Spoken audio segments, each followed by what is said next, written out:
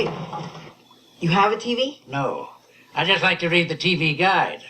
Read the TV guide. You don't need a TV. Television addict! Television addict! Television addict!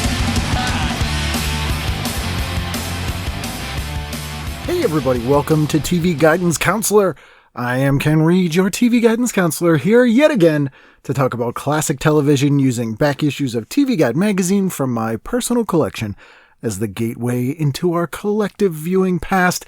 If this is your first time checking out the show, welcome. I think you'll enjoy it very much. If you're a fan of my guest, this show will be very much in your wheelhouse. I can't believe I just said the term wheelhouse. I've been in lockdown far too long, and I'm slightly losing my mind, or what little was left of it. I am a Boston-based stand-up comedian, although that was in the before times. I haven't done stand-up comedy since March or February of 2020, so it's been a while, but I guess I could still say I am a stand-up comedian and podcaster. Been doing this show since Valentine's Day 2014. We have about 500 episodes. If you like this episode, you will like probably all the episodes, but feel free to go back and cherry pick some of the guests that you either recognize or that Jake and I discuss in this episode. And speaking of which, my guest this week is Jake Fogelnest. You know him from Squirt TV, and he is very much like a strange bizarro version of me. We get along very well, as you can imagine. This was actually the first time we talked to each other, which we're both surprised by, even though we have pretty much the same exact friend group and the same interests. So that was a little strange, but it was very enjoyable.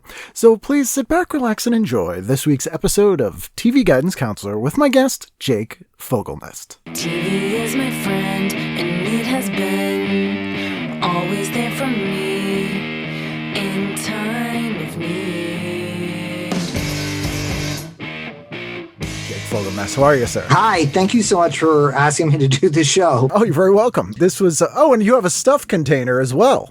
Oh, yes, you're looking at the Yeah. background of my house. And yes, I have a container from the movie The Stuff. I also do.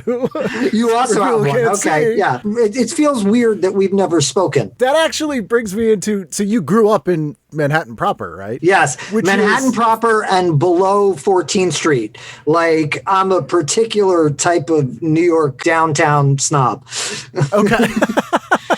But you've rid yourself of accent. Yes. Oh no. Well, I was talking this morning. I'm also originally from Philadelphia, and so my Philadelphia accent came out as I said the words "murder she wrote." Murder, water. Yeah. Apparently that came out. You got all dead milkmen on whoever you're talking to. Yeah.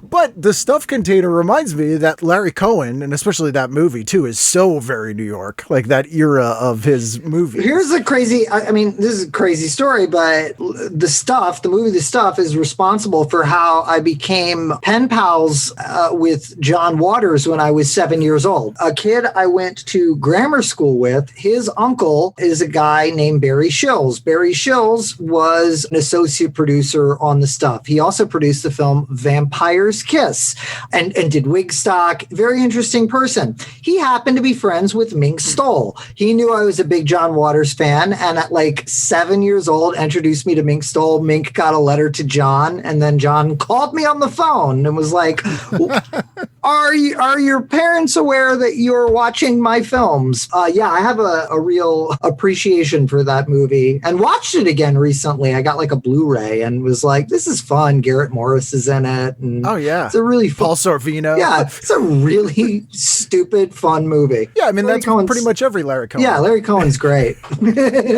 You basically lived my alternate reality dream life, because we're like almost the same exact age. I think we are the same age. Yeah. Yeah. Also was a big John Waters fan at 7. I first saw him because of Night Flight, which was the USA Network. Great. We're gonna discuss in just moments. Yeah. Yes. So I imagine it's very similar here. Yeah. With all these Yeah. things. Well, yeah. I can tell you and I are the same. immediately. I'm so very sorry for your loss. No. Look, it's fine. Even before the pandemic, I did the public access show when I was 15 years old in New York City. It was called Squirt TV. It became a cult phenomenon. A lot of people know that story. And then it became an MTV show. And with all due respect to Taylor Swift, I was responsible and smart enough to know I should retain ownership of the show. And I do. I just recently said, you know what, screw it. Let's do a Patreon. So I've got a Patreon up now where people can actually see, I'm doing a new show, podcasts and stuff, and you can see the old Squirt TV stuff from the 90s for the first time ever, exclusively for 20 years. The MTV stuff and the cable access stuff? All of it. Oh, wow. That's pretty amazing. Yeah, the cable access stuff is really fun, too. Most people know, sorry, I'll very quickly tell listeners just in case they don't know, but yeah, you were 15, it was called Squirt TV. MTV picked it up, ran for almost a year, I think, right? The public, no, actually, the truth is we did like 6 episodes on MTV. And then I had to have some teenage transgressions. And then right as that ended, that's when the Upright Citizens Brigade came to New York City. And I was like, oh, wow. People my age that are interested in doing the same thing. And I was in on I feel like I got lucky twice in show business. Once I started a public access show, the Beastie Boys became big fans of it. It became a cult phenomenon. It got picked up by MTV. The second time I got lucky is I'm at the Upright Citizens Brigade as they had just moved to New York City and became friends with the first 100 people that started that organization. And what's amazing to me is that we're all still friends today and we collaborate. Me and John Daly, I saw him on Friday and made a dumb thing. So It's just the people that I was friends with in 1999 are still in my life today. The only difference is some of us are mega famous and all of us kind of get paid to do what we love. And it's really incredible. And it's awesome that we've managed to stay friends. That's amazing. And it is sort of a right place, right time, but also you were doing something cool. So it stood out. For people, just to close the loop, you did it in your bedroom and the MTV show was also in your bedroom. Yes. It said MTV production. Yeah. I talk about this because I'm doing these new shows on Patreon called I Did This First. I've watched as all the late night hosts because of the pandemic. I've been forced into this situation where they're doing shows from their house and I'm watching and going, hold on a second. Wait a minute. I did this. And yes, MTV, if you tell a 16-year-old boy, hey, we have a little money to art direct your bedroom, the teenage boy's going to take that money. But by the time I was done, sprucing up my bedroom, it looked like a TV set. In hindsight, I would go, don't shoot a show out of your bedroom. It's a nightmare. But then again, I am, because of technology, shooting a show out of my bedroom again. Because I'm home and I've got stuff to do. And, I also, I'm working on a script for a prestige network with prestige producers that I totally can't talk about yet and is a total secret. But, I got some downtime. It's amazing. And one of the things that struck me too is the issue here that we looked at is July 19th to the 25th, 1986. Mm-hmm. And that year I had not realized 1985 is probably my favorite year of movies, but I realized that 1986 was this pretty amazingly huge year for me. But one of the things is we probably, as teenagers, had the same idea of what a cool bedroom was based exclusively on shows from 1986. Absolutely. Yeah, no, you're totally right. Yeah. No, the big thing was I wanted a disco ball in my bedroom, and they got me a disco ball. Yep. It's not a choice. Disco ball, traffic light, maybe a parking meter, that kind of stuff. That kind of stuff. You're a teen. It was a complete fantasy. And then also I was very smart. I was like, well, I want to shout out the John Spencer Blues Explosion. So let's put a gigantic John Spencer Blues Explosion poster so that they're getting advertising every week. I don't know where I got this inherent sense of branding and marketing. My fan mail to John Waters was actually not fan mail. It was a request. It was, hi, I noticed that your early films, Hag in a Black Leather Jacket, Roman Candles, and Eat Your Makeup have not been released on video. I would like to do that. And so John Waters, was like, this isn't a child's handwriting. He called me and he was like, they're they're really not very good. I'm glad I did finally get to see them in a museum setting in the 2000s, which is where they should be seen. But and music rights issues, forget it. Like, you know, like I'm going to go into film distribution at age. Yeah, I was going into film distribution at age 7. Yeah, I you know, and I don't know where I got the Moxie. Yeah, the Moxie. Yeah, the Moxie. I don't know where I got the Moxie, but and then I've been lucky enough to run into John Waters as an adult, and he remembers. He I guess you know, I was going, hey, I was that kid. He's like, I know who you are, and it's endlessly delightful. You know, like he's gonna be like, which one? I got 15 7-year-olds right to distribute my film. This is a fun thing. Like, you know, Fred Armisen. We've been friends forever. And I did not know that Fred Armisen, he was a little older, but he had the same sort of experience. He also wrote John Waters a letter when I think he was like 12 or 13, and John wrote him back, you know, and I have like Christmas cards. I was on the Christmas card list for a while, you know, obviously my address changed, but it was crazy. And John Waters very, very special. To me. Yeah. Mm-hmm. Same. I also wrote him a letter as a kid and got a letter back. Yeah. Because he spent so much time in Massachusetts, he would at least once a year show like Polyester or something at one of the theaters. Yeah. And do a Q&A. So I was like 8, 9, 10 years. Totally inappropriate. My girlfriend and I went to see his Christmas show at the Comedy Store, and which was a delight, and it was a very strange experience because the Comedy Store, I just think I don't normally go to the Comedy Store. It's broy. Yeah, I'll say it has a dark energy to it and stuff. But but John Waters, sure. So, and I don't know what it was, but they treated me like royalty. Like they gave us a table and stuff, and to the point where I like wrote them a letter. At the same time, I've never even been in the same room with some of these jerk comedians that are they're writing about these days. Yes, yeah. It's not my world.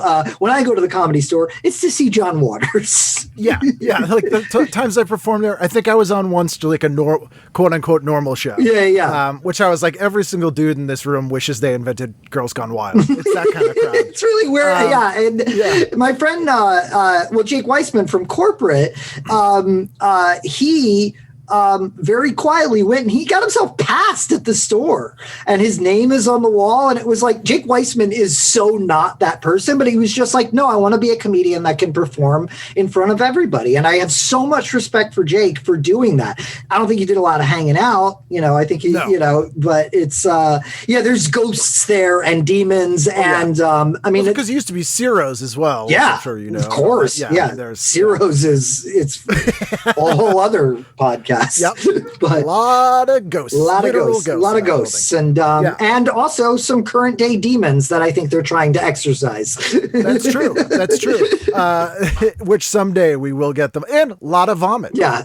So there is an exorcism connection there. So you're about, 7 years old, I think, when this issue comes out. So this is like when you're writing to John Waters. Yeah, I'm born March 14th, 1979. What is this is from which July 86. Yeah. So you're 7. I'm so 7 years old. Yeah, I am 7. I am aggressively 7 years old. The year of this TV guide. And do you have siblings? No, only child. Okay. Yeah. And were your parents in entertainment at all? No. No, my parents divorced before I was born. So, like normal to me, like just not a child. I am a child of divorce, but mostly with my mom. Saw dad on the weekends, and. They were just encouraging. They're, absolutely not in entertainment. I was just that weird around 6 years old. They would say things like, you're grounded or you can't watch television. I would be like, I don't accept that. And what do you do? You're like a sovereign citizen for children. Yeah. What do you do with that child? It's just like, go to your room. No, I won't. This is not. Do you want to Constitution, escalate this to violence? Because I will call child services. So they were really, they had, so they just sort of had to deal with like a special child, and so they were very encouraging. It was all they could be. They had no choice. Basically. They had no choice, and honestly, they were great. They were great because what they did was they allowed me access. Right. They were appropriate. They didn't push anything on me. I just have a distinct memory of walking by the poster of the Rocky Horror Picture Show and being like, "What is that? That looks interesting to me. I want to go to that." And my father, God bless him, took me to the A Street Playhouse while people were smoking pot, and you could hear the sound of whippet canisters hitting the floor. And he took me to see Rocky Horror at the A Street Playhouse, which is where you really wanted to see it. And I got to experience that. And I'm grateful that, my parents, now at the same time, my mother, when I was a teenager, she said, "No, you may not go to the limelight and hang out with Michael Alec." She made some good judgment calls, so they were parents. And now I look back and I feel for my mother, especially she worked, and she was a graphic designer and she worked all day, and she comes home from a hard day of work and puts her key in. All she wants to do is relax. And she walks in and why does the building smell like weed? And you walk in the door and there's Cypress Hill. Who wants that? Yeah. Nobody wants that. No parent wants that. And she endured that. So, I'm very grateful. And my parents were awesome. Just for raiding your snack pantry alone, you don't want them in there. Well, the snack pantry was craft services at that point. Okay, so you at least get craft services in the house so that Chivo Mato, is going to have something to eat. Yeah, yes, they had something to eat for sure. did anyone get paid very much? No, it was MTV in the 90s. Yeah, you got real world fees. Exposure, which is a whole different double-edged sword, I imagine. I own the show. So even better. So you're probably the only person who negotiated that probably in the history of MTV as well. I bet there are just no one else who even bothered to think of that because I can't. Well, when you have Julie Brown, who's a delight. I think she had to, I don't know what the story is there, but when your agent is the guy that they base the character from Entourage on, and you tell your father, no, I know you know a thing or two about the law, but I'm not going to speak to you for 9 months. You're not going to be the dadager. Yeah, I made some wise decisions. So speaking of not wise decisions, though, there is an interesting article in here before we get to the listings proper. Sure, yes. Where they have Irving Wallace, the author, novelist, write an article about what Soviet TV did to my novel, which is so weird. They took his novel and made his thriller anti-American, and it's this fascinating, this could be a whole movie here. Yeah, that does feel like a story, like it could be adapted into a feature film, which would be a strange piece of IP to bring a network.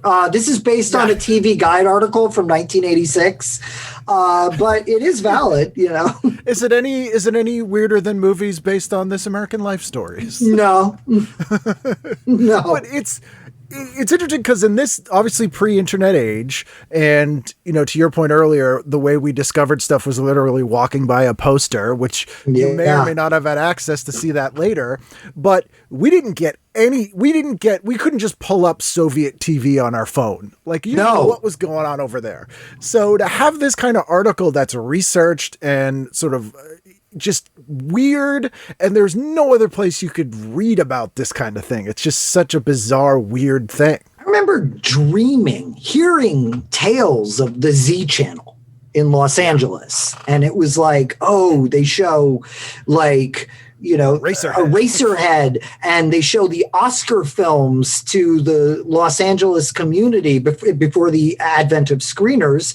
They would air them on the Z Channel. This blew my mind at this age, and I wasn't getting access to the Z Channel. you know. I did have Manhattan Public Access, but I didn't have anything close to the Z channel. So you could watch Screw TV. I could watch. Is that on Manhattan Public Television? Well, I wrote Al Goldstein's show, Midnight Blue. Yeah. Yes. Well, there was. Yes, I could go to a newsstand and buy a Screw magazine, and I did. And I actually still have a Screw magazine T-shirt, and yes, in the DVD collection, a good collection of Midnight Blue. You could watch that. That was, your Z channel. Oh yeah, my Z channel was Channel J, which was very different. Was that the official name or no? It was called Channel J, or check it later, Channel 23, and that was leased access. And that was what leased access was. Public access was started with the best of intentions. It was the government said, okay, if you want to lay all this, cable underneath the city streets, you need to make a certain amount of these TV channels available to the public for their use. And one of them has to be so that people can buy at a very cheap rate time, and then they can sell commercials.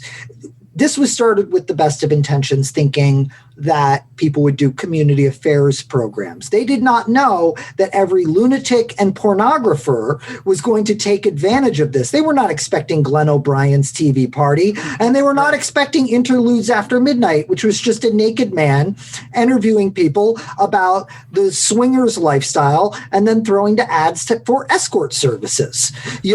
That's what Channel J became. How many times do you think Roger Stone appeared on those? I don't know if Roger Stone appeared on Channel J, but I would be very surprised if he didn't watch it and still somehow had a broadcast of it, even though it's not really active as much as it is. He has a vault of tapes. I am dying for people, if anybody out there has tapes of Channel J, because the commercials were hilarious. Plato's Retreat and that Plato's kind of stuff, Retreat, 970 P, the extra E is for extra P. It was really like graphic. It was all softcore, but it was very, very graphic. There was the Robin Bird show. Sherry O'Terry did her on SNL a few times. And then even back to the first season of Saturday Night Live, Dan Aykroyd did Telepsychic. And, that's a real guy, Morris Fonte. He was doing Telepsychic into the 90s, maybe 2000s. It was, public access was insane. And leased access, Channel J, was the porn version of it. Public access porn parody. That is just not even a parody. It wasn't even a parody. It was just a real thing. It was a real thing. And Al Goldstein, if he was more sane, a lot of what he did was similar to what Larry Flint did, in terms of fighting for the First Amendment. I mean, Al Goldstein was a First Amendment warrior. He just also was really nasty to assistants and ex-wives, and the end of his life was very sad. And when you're relying on the support of Penn Jillette and Larry Ratso Sloman to pay, he lost all his money and stuff. But I consider him a legend and an ethical pornographer, an ethical sleaze, as is Larry Flint. You don't get enough of those. I remember in my tape trading days, someone sent me a bunch of tapes of a guy named Wallowich. Oh yeah, John Wallowich, of course. Yes. John Wallowich, classy piano bar cabaret performer who would go live on the air with a phone number and take requests, and he would play standards. John Wallowich, oh yeah, love John Wallowich. And he'd also drink. Oh yeah, he would have a cocktail, and he would get some crank calls, and he would deal with them. Like, what was fun about being a teenager at this time is I would run into these people at Public Access. Public Access used to be on 23rd Street. It was crazy to run into Robin Bird in the elevator, and she'd be like, "You do Squirt TV?" And I'm like, "Yes," Oh my goodness. Given the nature of some of the shows on that channel, anyone ever get confused by the title of your show? That was entirely in my marketing plan. I absolutely called the show Squirt TV because I knew that I was going to be on at 12:30 at night on Public Access. And I knew this was in the era of the preview channel and the cable guide and channel surfing. So my intention in calling it Squirt TV was to fool people, Like they were going to think, ooh, Squirt TV, that sounds interesting. And then they were confronted with a 14-year-old boy. And to some of the mail that I got to my post office box, a lot of people got exactly what they were looking for.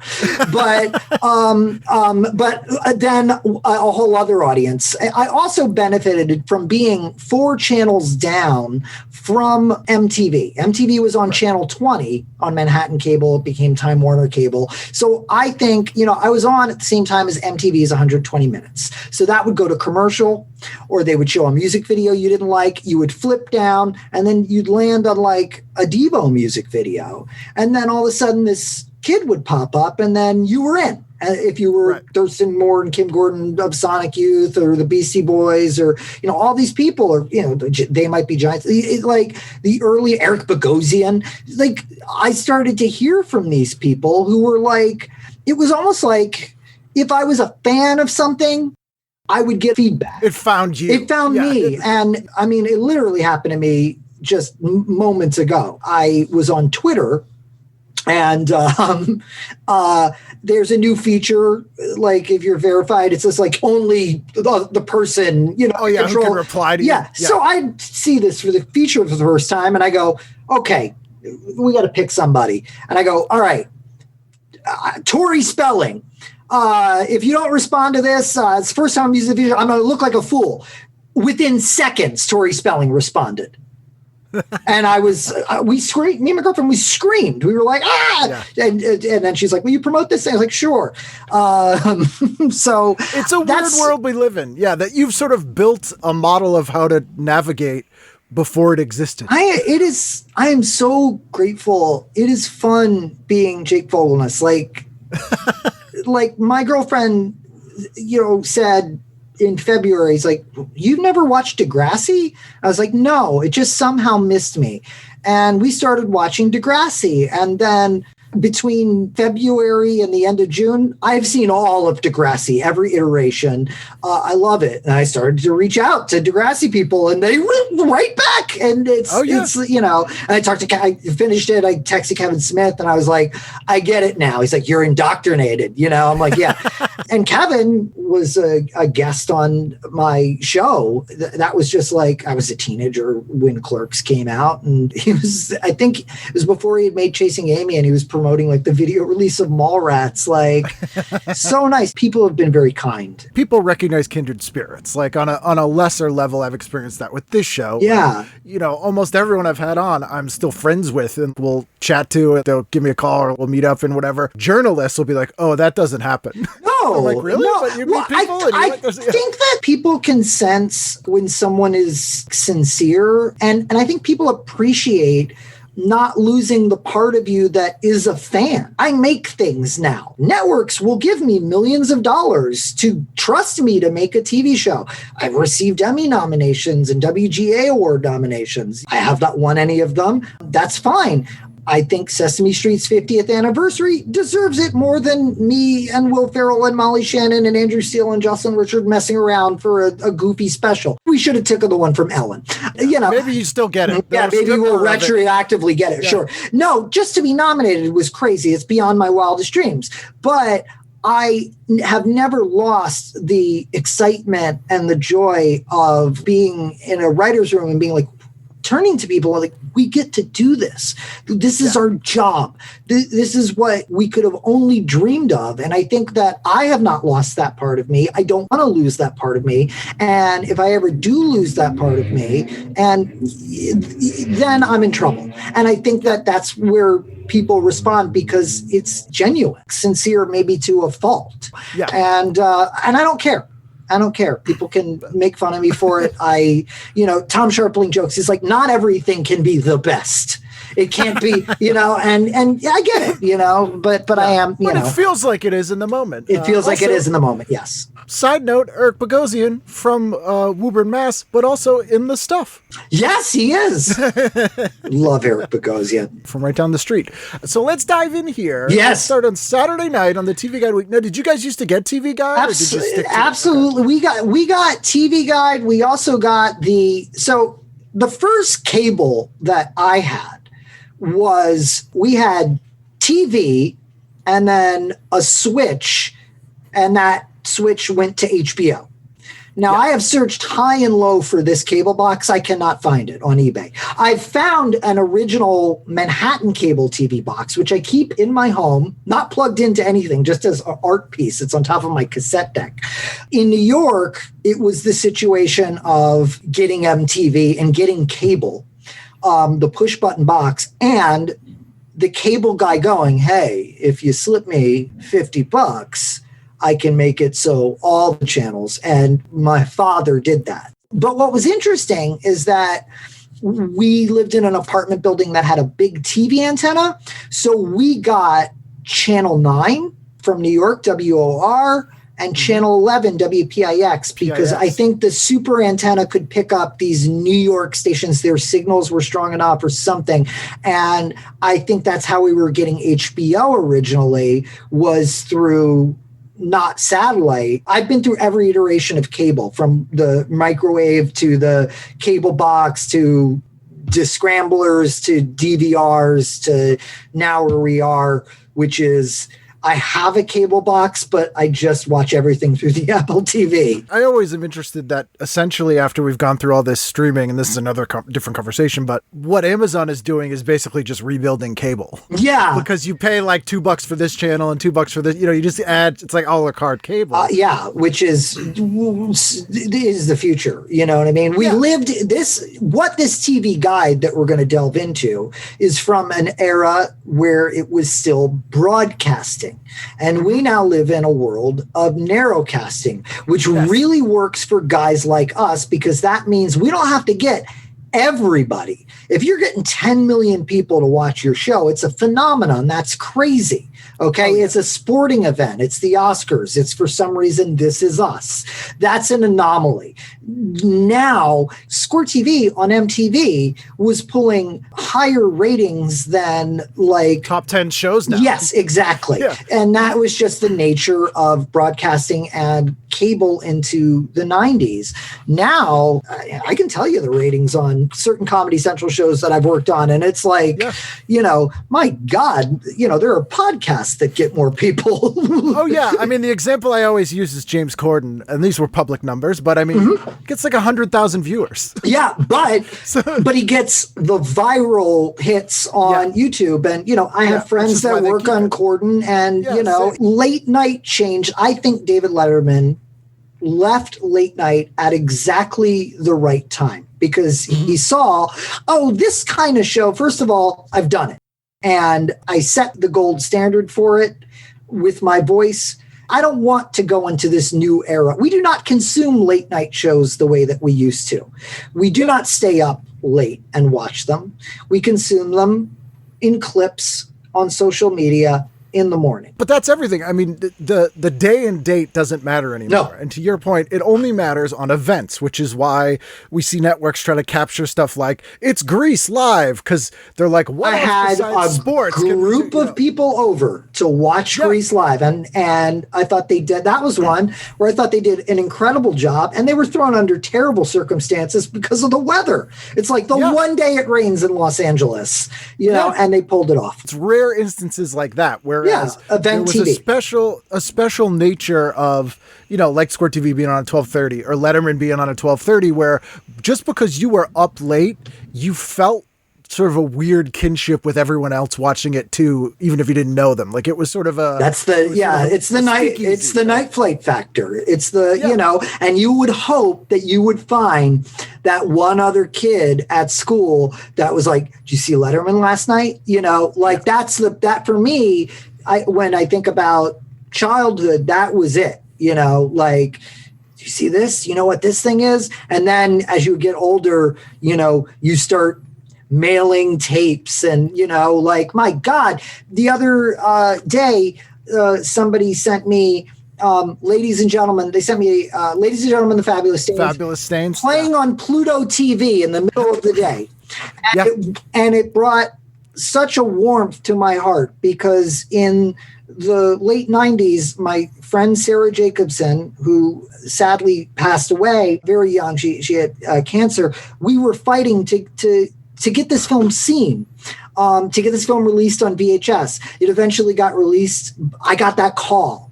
Sarah had passed, but one day I got a call, and this was like, hey, this is so-and-so from Rhino. We're putting out Ladies and Gentlemen, the Fabulous Stains. We heard we need to talk to you. We don't know why. And but no, we do, yeah. So they didn't have any art. They didn't have a poster. They didn't have photos. And I had stuff. And I said, and I know where to get more. And of all the credits that I am proudest of, the credit in the booklet for the original Ladies and Gentlemen, the Fabulous Stains DVD, which just reads Project Assistance, Jake Fogelnest, and also Mark Edward Hoyk. We were the people that helped Rhino get the movie out. And now it just plays in the middle of the day on Pluto TV. The person who programmed it wrote me like a message on Twitter. I thanked them. And then I said, okay, when's Little Darlings playing? You have the Paramount library. And I've seen that movie become very important to Paramount. You know, I posted screenings of it on 35 millimeter. I saw a generation get exposed to that movie, and Sarah Jacobson, who was a filmmaker herself. What blew my mind was Turner Classic Movies, TCM Underground, showed her films that she made that were made on 16 millimeter. Mary Jane's Not a Virgin Anymore, and I Was a Teenage Serial Killer. So she made those films, and TCM Underground programmed them. So I, over the years, became friendly over email with Nancy Dowd, who is the screenwriter of Ladies and Gentlemen, the Fabulous Stains, though she took her name off it, and it's credited to Rob Morton. So I wrote Nancy Dowd. Nancy Dowd writes the most incredible emails. And when I get them, I cherish them. And I felt I should write her, and I'd say, you know how they showed your movie on Night Flight, and you came in one night kind of little... You'd been out, you'd had a few to drink, and you're watching this, and you were watching a film, and you were like, this seems really cool and familiar. What is this movie? I wrote it. You know, that was an experience that Nancy Dowd had. I said, somewhere I like to think, Nancy, that Sarah's films are being watched by a young, filmmaker, a female filmmaker, and she's seeing these movies late at night for the first time, just the way that Sarah and I saw your films and was inspired, and she was very touched by that. And then Nancy happened to be in Los Angeles, and we had lunch in the Paramount dining room, and I gave her something secret that I can tell you about after this podcast that exists that's related to the Fabulous Stains, and it's just wonderful. And so it just plays on Pluto. It's on Pluto TV because it's in the Paramount library. People don't know what they have. Like, oh, and side note, I had Fee Waybill of the Tubes on. I noticed. I can't wait to listen to that. We talk about the Fabulous Stains a lot. He has a ton of stories. I'm sure he does. I've never met him. I went up to Lou Adler in an airport once, and I'm like, that's Lou Adler. And I was in an airport, and I go, excuse me, are you Lou Adler? And I could see it go through his head. What's this kid going to talk to me about? The Mamas and the Papas, Cheech and Chong, Rocky Horror, cocaine. And I sit next to Jack Nicholson, and I go, you directed Ladies and Gentlemen, the Fabulous Stains. And he laughed. He chuckled. He went, yeah. He's like, of all the things. I go, well, it's a very important film to me, and, and thank you, and, have a good flight. And, my journey with that film has been widely covered. Nathan Rabin did. It's still up on the internet when The Dissolved was a thing. He did the definitive interview with me about that film. And I'll put a link to it on the site if you want to explore further. But I can't wait for you to hear that Fee interview, because I'm curious to hear what your thoughts on his stories. Oh my God, there'll be some different perspectives. Sure. Well, I can imagine that. I know the conditions under which it was made. Which is insane, because I've talked with I've been lucky to talk with Steve Jones about it. It's a little weird to me that I'll sometimes, this is when you could go out, I'd be out and I would run into Steve Jones, and he would go, hey Jake, how are you? And I am not used to just being on a first name basis with a Sex Pistol. Like, I think and he's really cool and just a warm human being. And, but part of that, I haven't lost that feeling of being a fan. Now I'm not, barraging him with like a million questions, but sometimes he answers some things, it never becomes old. Like, it never becomes old. And like similarly, and the listeners of the show have heard this story a million times, so I'll tell it quickly. But as a kid, 1985, 86, flipping through the channels, I stumbled on The Young Ones and I saw The Damned on MTV, and I was like, I don't know what this is, but this is my favorite this is thing my ever. thing. Yeah. And I had The Damned on this show, and I talked to Vanian for an hour. It was like the longest interview he's ever done, and he's just like a normal dude. He's a fan of the same movies, and he'll just randomly email me sometimes like, "Hey, did you get this new Dr. Phibes Blu-ray?" That's so and I'm like, "That's fucking cool. How is this like? Because how is this a thing?" That's my experience too. Like, it's first of all, I went and saw The Damned just a couple of years ago, and they were incredible. Like, did you go to the one downtown? Downtown, like Terragram Pillowroom, downtown. The Damned was incredible. I was there. It was awesome. It was awesome. And Bags opened. Yes, Alice Bag opened. Saw that too. It was unbelievable. It's amazing. As much as I hate social media and as toxic as it is, finding out, Reckless Eric, he had coronavirus, and then I said, people should read this. This is Reckless Eric, writing about his experience with coronavirus. And then I shared it. And then all of a sudden I'm corresponding and, friendly with Reckless Eric over the internet. Yeah. What? Okay. I imagine you doing a show like this, you've had that experience. You have these experiences, and it's genuine. It's fun. And people are cool. And I think it's like, I think it'd be different if it was like, John Travolta. It's not, we're talking about Fee Waybill. We're talking about, it's specific. And I think it's niche. Yeah. But niche is our thing. Exactly. And speaking of niche, what niche program did you go with on Saturday night? Okay. First of all, just going into a TV guide again was very difficult. First of all, earlier in the day, before we get to prime time, I have to mention they were showing Fridays in syndication on Channel 56 at 3 p.m. So, I would have watched that. And then 7 p.m., it would have been Dance Fever and At the Movies. But prime time, okay. This is tough because Me Today just wants to watch what's labeled as Pilot on CBS. Yeah, because it's summertime, so they're just burning stuff off. That's not a thing they do anymore. They don't do that anymore, where they just show the pilots, let's see if it works. Like Julie Brown had one that, is, I think, on YouTube, and it's very funny. It's like, I wish that they had picked that up. I remember watching it. But, Fame was playing on Channel 5. Facts of Life was in that season where I think they had Clooney had just left, but they had over our heads the Spenser gift. Yeah, they had opened up the gift shop, which was sort of a weird time of Facts of Life, but I was still watching it. But I think I would have watched Pilot, and then Stephanie Powers plays Maggie. The show's called Maggie. Yeah, I would have. I would love to see Maggie.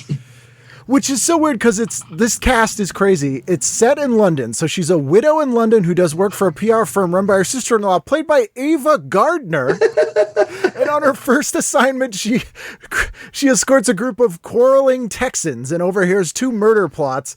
Barry Corbin is in it, who's clearly one of the Texans, and Deborah Foreman is in it, a Valley Girl. Deborah Foreman, a Valley Girl, who just by a sheer series of coincidences, I happen to be friends with the screenwriter and the director of the musical Valley Girl remake. So I got to fulfill 2 dreams in one day. I got to, one, visit a dead mall, because they went to a mall in the Valley, and it was amazing. I walked and it was like dead mall, and then entered an 80s production thing. And it happened to be the day that Deborah Foreman was shooting her cameo. So if you scroll way back on my Instagram, I got to meet Deborah Foreman. And she's a sweetheart. Yeah. We went to the New Beverly to see Valley Girl. Me and my lady, Deb is her name. I'll call her. Let's give her name.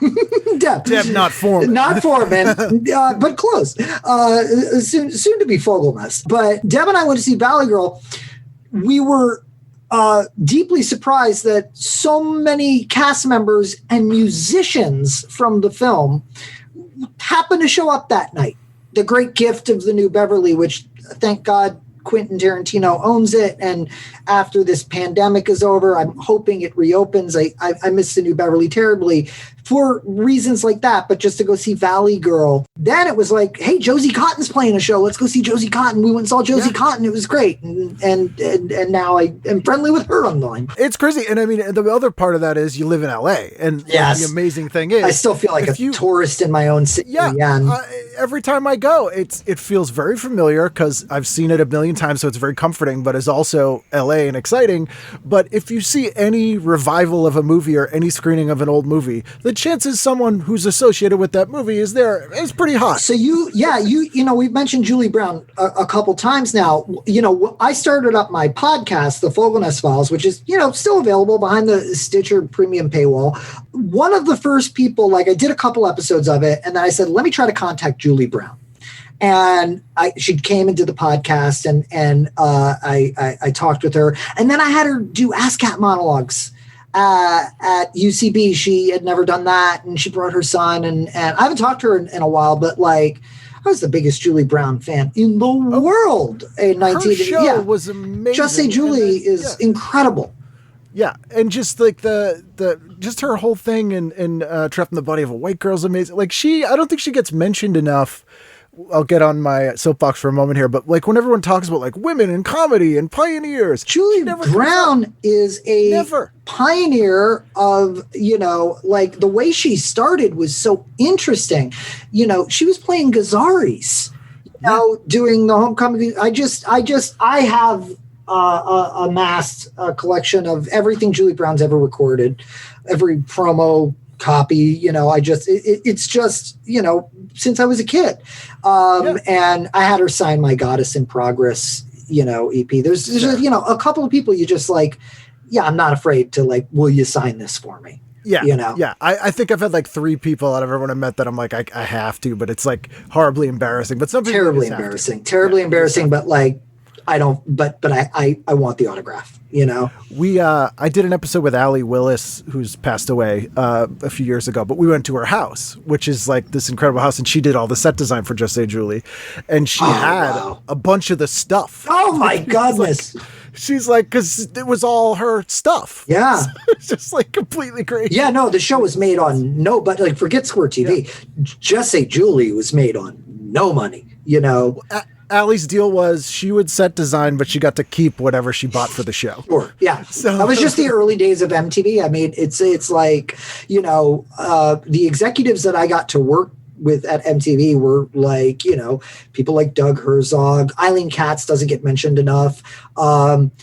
Joe Davola, who people will know from Seinfeld, named after Crazy Joe Davola. Like these were like the pioneering executives at MTV. And, you know, I got to be there at the like sort of last glimpse of what MTV used to be before it, you know, became. It was still kind of counterculture. Yeah. I kind of feel like I snuck in there. Like the state were leaving, and then I snuck in there, and then you're the reason we got Tom Green.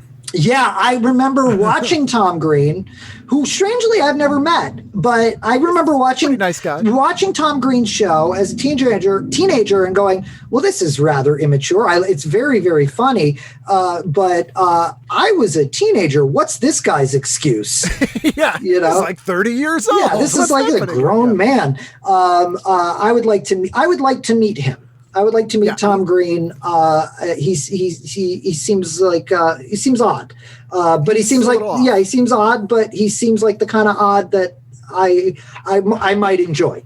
You know, I love the movie Freddy Got Fingered because it's like a huge practical joke that he made that got that movie. It's insane. No, Tom Green's. It's clear that he knows that he's like, I can't believe you're letting me do this. What's wrong with you people? It's written about in the SNL book, the one that Tom Shales did. But, you know, the week that Tom Green hosted SNL was not a happy week at the show. No. I remember being around. I don't think I was writing jokes for Weekend Update yet. No, I couldn't have been. But I know Will. I don't think you're able to find this online. I don't think this will be on Peacock, but he did a sketch with Tom Green that was so ridiculous, where it's just Tom Green singing Rock Around the Clock, and he just goes, well, the clock strikes 1, 2, and 3, 4, 5, 6, 7, 8, 9, 10, and then he destroys the clock, and Will's just such a good sport. And then Adam McKay wrote Lauren and Tom in a Tub, which was just McKay just being the ultimate, like, crazy super. Like, let me take the biggest idiot and put him with Lorne Michaels in a bathtub, and like, it's the dumbest. It's just, it's very, but it was not a happy week at the show. But although I will say, Tom, I know Tom has probably grown since then too. Well, or not. We'll I don't know. Credit. But he may be bigger. There's another unsold pilot on at 8:32. I don't know if you went with that one. No, I just saw them constantly popping up, This one's crazy. It's called She's With Me, and it stars Jerri Hall. Okay. And it's a sitcom. So they did a Jerri Hall sitcom? Yeah, she plays a model. She asks a cosmetic saleswoman, played by Donna Manoff, for moral support before controlling her what is it?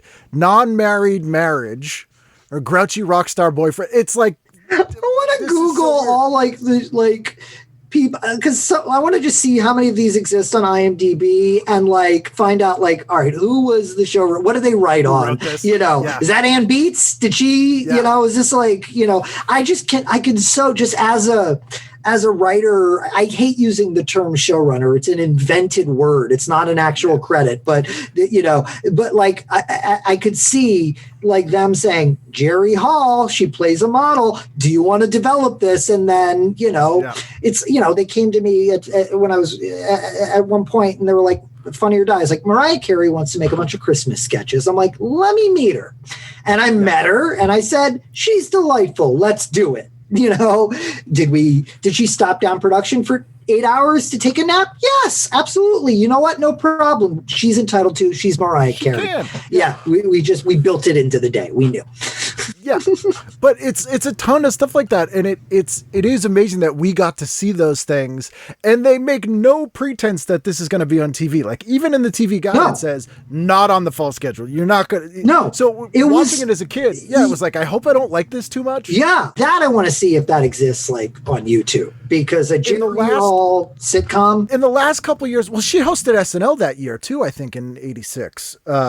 With the Rolling Stones were like the musical guest. It's it opened. It was a cold open where John Lovitz was doing the liar character, and Mick Jagger came in. Oh, yeah. And Jerri Hall hosted. So I think she must have been trying to push to be more performative around that time. Who knows?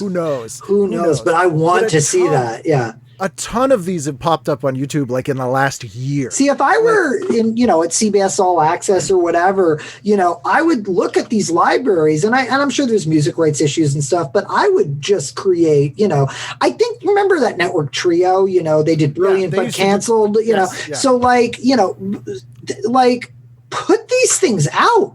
Like, the people will watch them. Absolutely. You're telling me that exists? I want to watch that today.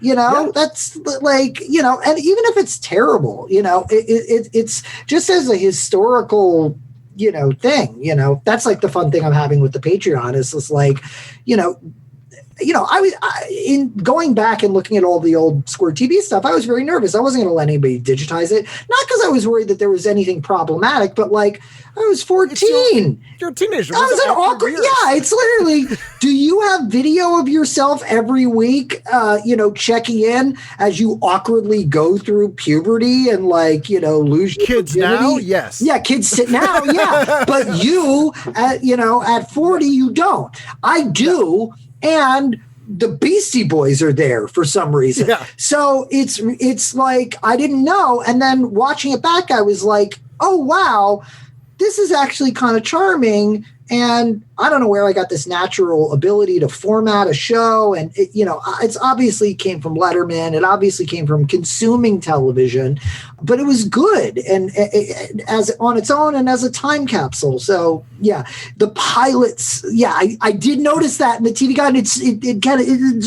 It did ring out to me. Like I would have watched that because it would have been like, what is it? Yeah. But you would hope you didn't like it too much because you were going into it knowing you weren't getting again. Yeah, no, yeah, it could be one and done. And then late night on Saturday, it was, I probably would have hit up Turkey Television on Nickelodeon, and then it would have been straight to USA Night Flight, which was such an important show. I'm assuming that you are a Night Flight Plus subscriber. Oh yeah, absolutely. And actually, I have for years in the tape trading circuit, there was about 150 Night Flight episodes. Those were all mine. That's you? Tapes. You're the guy. Those were me. Yep. Okay. I had a bunch of those and a bunch of 120 minutes. So those were my, I remember like a website that, was and you could see maybe they were in real, like, oh my God, thank you for taping Night Flight.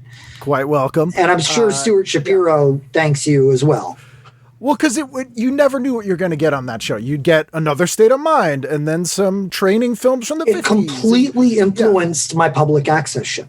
It was like, all right, now here's this, it was just this potpourri. I love, and for people who don't know, they have an app. They have a streaming service. It's Night Flight Plus, where you can watch these shows as they originally aired in the 80s and also other content that is Night Flight adjacent. I talked to them about putting some of the stuff, Squirt TV stuff on Night Flight. I still may do it, because it would fit perfectly. It feels like the right home, it's just, it's business stuff, but Night Flight was so culturally important to me. First of all, it's the first place I saw Ladies and Gentlemen, the Fabulous Stains, and same.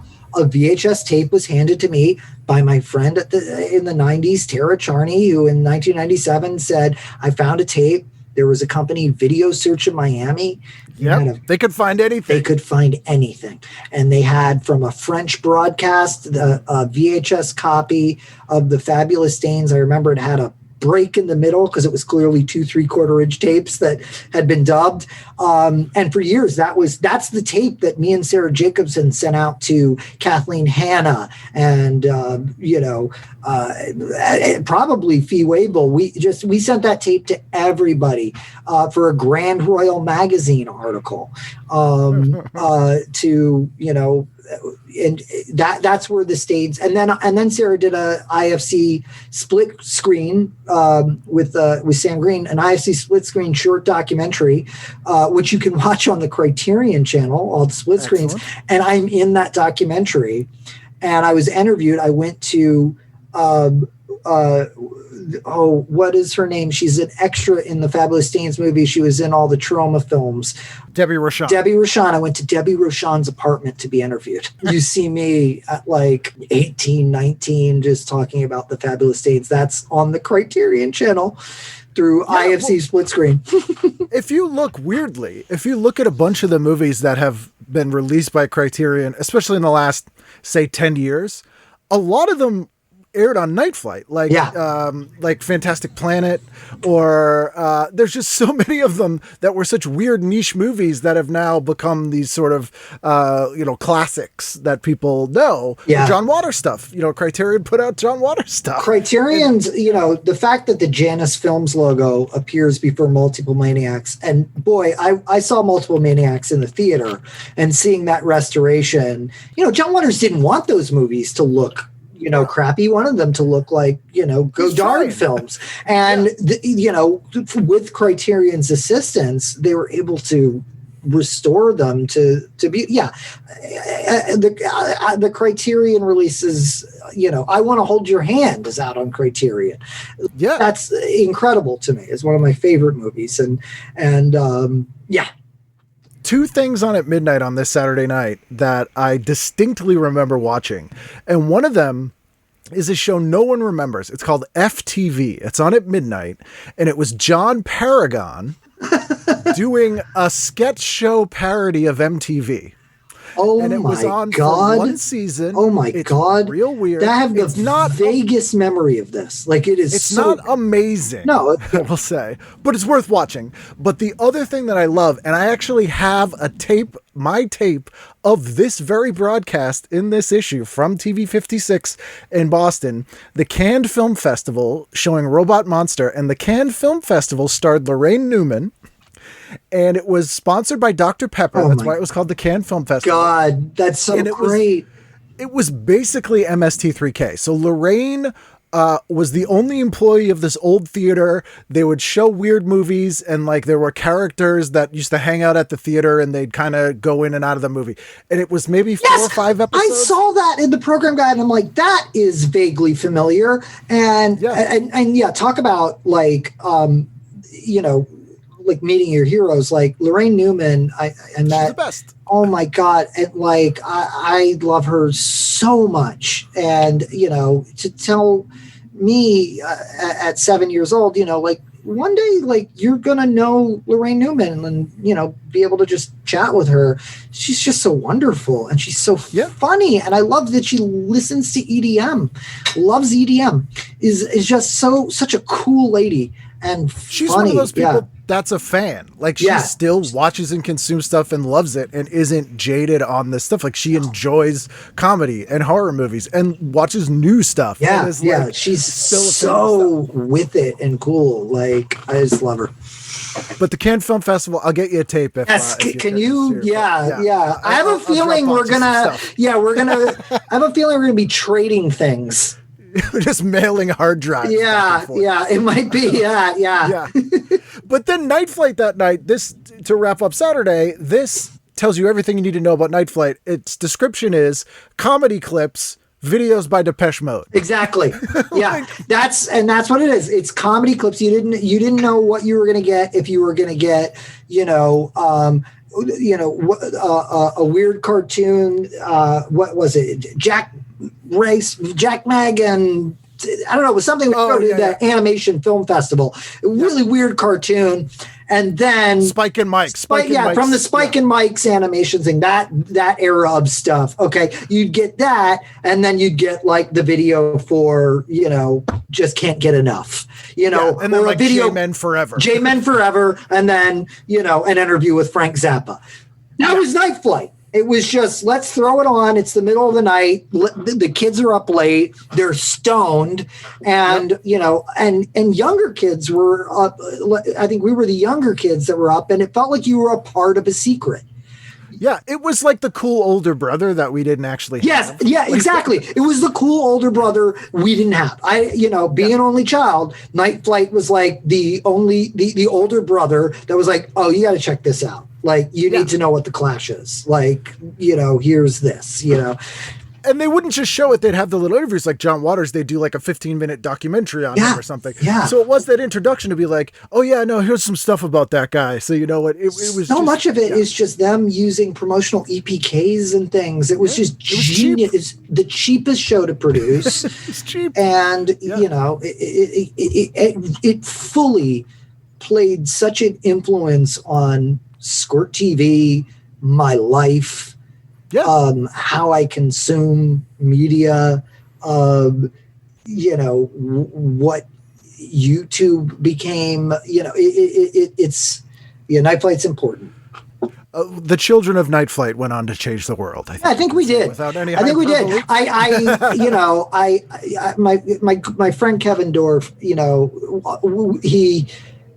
we had discussions in like the 2000s about Night Flight, and he brought up like, Night Flight being he was a writer on Conan O'Brien and for Andy Daly's Review, brilliant comedy writer. He's a Night Flight guy, and he remembers passing by a record store in Chicago and seeing like Evo records in the window, and he didn't know what that was, but he's like, I know that's for me. And I think that there's a group of people, it's men and women, that were just children of that. And we went on to create some subversive and interesting stuff, and hopefully aren't ruining the world and, for others, but Someone has to. Yeah. Might as well do it well. yeah, exactly. Just, trying to watch the Gen X apathy, at least publicly. Behind closed doors, I'm a nightmare. Oh, yeah. Oh, we all are. What'd you do on Sunday night? Sunday night. Okay. So Sunday night, prime time. I'll keep to prime time. Solid gold. This was easy. Just solid gold at 8 p.m. 9 p.m. watch It's a Living, and then switch over to Showtime to watch the end of Beverly Hills Cop, because then something is just listed as comedy at 9:50 p.m. Yeah, so that was on Showtime called Comedy Close Up. Right. And what Showtime would do was for filler, and HBO used to do this back in the day as well, they would show either short films, which would usually be student films, like HBO used to show Hardware Wars all the time. Yes. They'd show stand-up clips, which were rock bottom cheap to get a hold of. Yeah. Or would show music videos. And so this was stand-up. It was 10 minutes of stand-up. 10 minutes. I say, and for me at that time, I was just starting to go to comedy clubs in New York City. The funny thing about Mark Maron is that I know him since I was 7. So, we just go back that far, because I remember seeing him at Top of the Village Gate, which is now a CVS in New York, doing stand-up with, Rick Aviles, who was in the movie Ghost, and, sadly died of AIDS. He's in Mondo, New York. He's in Mondo, New York, yeah. He's in Mondo, New York, he was one of those comedians in the park, and like Maron knows him. I'm like, I say to Maris, Junkie Pigeon. He goes, Rick Aviles, I'm like, yeah. So he, I was the kid at the comedy club, and I would see Maron, and he was the guy. And then I would meet him years later as a teenager at Luna, and he was just like, why does this kid have the same manager as me, man? And then WTF started. I did done it a couple times, and I've been in touch with him lately, obviously, because Maron's really going through it, I just have that relationship with Mark since I was a child. So 30 plus years. Yeah, it's crazy. 30 plus years with him, and but that was the only comedy that I could get, because there was no Comedy Central, there was no Ha yet. So I could watch Rachel Sweet's show. Oh, I love that show so much. Oh, yeah. So her I tracked down. I had dinner with her. I think I may have sent too many emails. But I'm a big Rachel Sweet fan. But that was, she's terrific. And I, as a recording artist, I was a fan of hers. And then, The Sweet Life. And then Rock and Roll Hotel, which is a whole other subject. But I think that first year of the Comedy Channel. Yeah, that's what I had. I had the Comedy Channel, not Ha. Yeah. Is one of my favorite things. I had Paul Provenza on. We talked about Comics Only, which was technically a Ha show that didn't air on Ha. But that first year was so crazy with Tommy Sledge and Night After Night with Alan Havey. Night After Night with Alan Havey, man. Yeah, just audience insane. of one. Yeah, and it's such a small window. It's like 1 year of programming. There's the guy on YouTube that I watch. His name is Steve Guttenberg, not Steve Gutenberg. Steve Guttenberg. He is the audiophiliac. This guy is an audiophile, and he used to sell stereo equipment in New York City, high-end stereo equipment. And now he does a daily YouTube show. And on his YouTube playlist is his appearance as the audience of one of Night After Night of Alan Havey. And at the time, he was a film projectionist. And I was like, of course this guy's like an audiophile. And he was in the audience of one. And I enjoy him on YouTube. I don't understand some of the stuff he's talking about half the time, about Klipsch horn speakers, but I enjoy his passion for audio. Yeah. I mean, it's like Hitchcock said, we like anyone who's good at their job. He's so good. The audiophiliacs, I do want to mention this night there. It's pre-prime time, so I'm slightly cheating, but it's my show, so I can do it. Yeah. There is an episode of Fairy Tale Theater on, which was Shelley Duvall's show that was on Showtime. Yes. And it is their version of Aladdin and the Lamp, and it stars Robert Carradine and Leonard Nimoy. Yeah. Those Fairy Tale theaters were so strange. They were just terrifying. Very strange. I don't know who the person is that did the edit of "Hi, I'm Shelley Duvall." It's sort of a viral at the beginning. Yeah. Whoever did that viral edit, my hat is off to you. That is genius. And I think it should also be mentioned that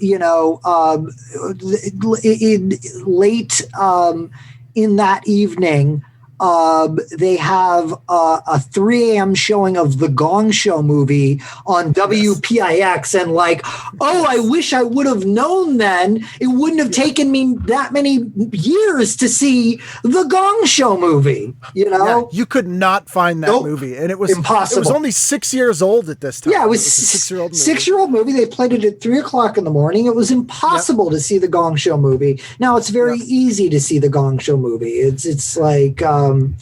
There's almost no lost films anymore. Can you think of any from when you were a kid that were legendary that you hunted down forever that really hasn't been released? Well, we still haven't gotten a proper release of Nothing Lasts Forever, the Tom Schiller film, which Harper Simon told me about, a friend of mine, happens to be Paul Simon's son, great guy. And he saw it because, friends with Tom Schiller. His dad was from he's and he was like, "This movie's great. I gotta find a copy for you." I did find it. He found a copy. And then they showed that on TCM Underground. I'm holding out hope. Everybody has said, Dan Aykroyd's in that film. Bill Murray. Yeah. It's Zach Galligan from Gremlins. He did before Gremlins. It's a bizarre film. That's sort of lost. I know of one. I can think of one. Yeah. It's the Richard Pryor movie Penelope Spheeris made. Do you know about this? No, I just gave you. We're on Zoom, but I'm forgetting this is a podcast. We're on Zoom, so I gave you a look like Richard Pryor, Penelope Spheeris movie. So I don't know if you know Penelope. I had her on she's the best. I love her. Been in the same room with Penelope. I've not. I've been a little intimidated to talk to her. She's. I'm sure cool. she's cool. Yeah, I just am like. I feel like I could talk to her forever. Still friendly with her. She's super chatty. She also is one of those people who's like, yeah, I don't fucking care. I'll tell you.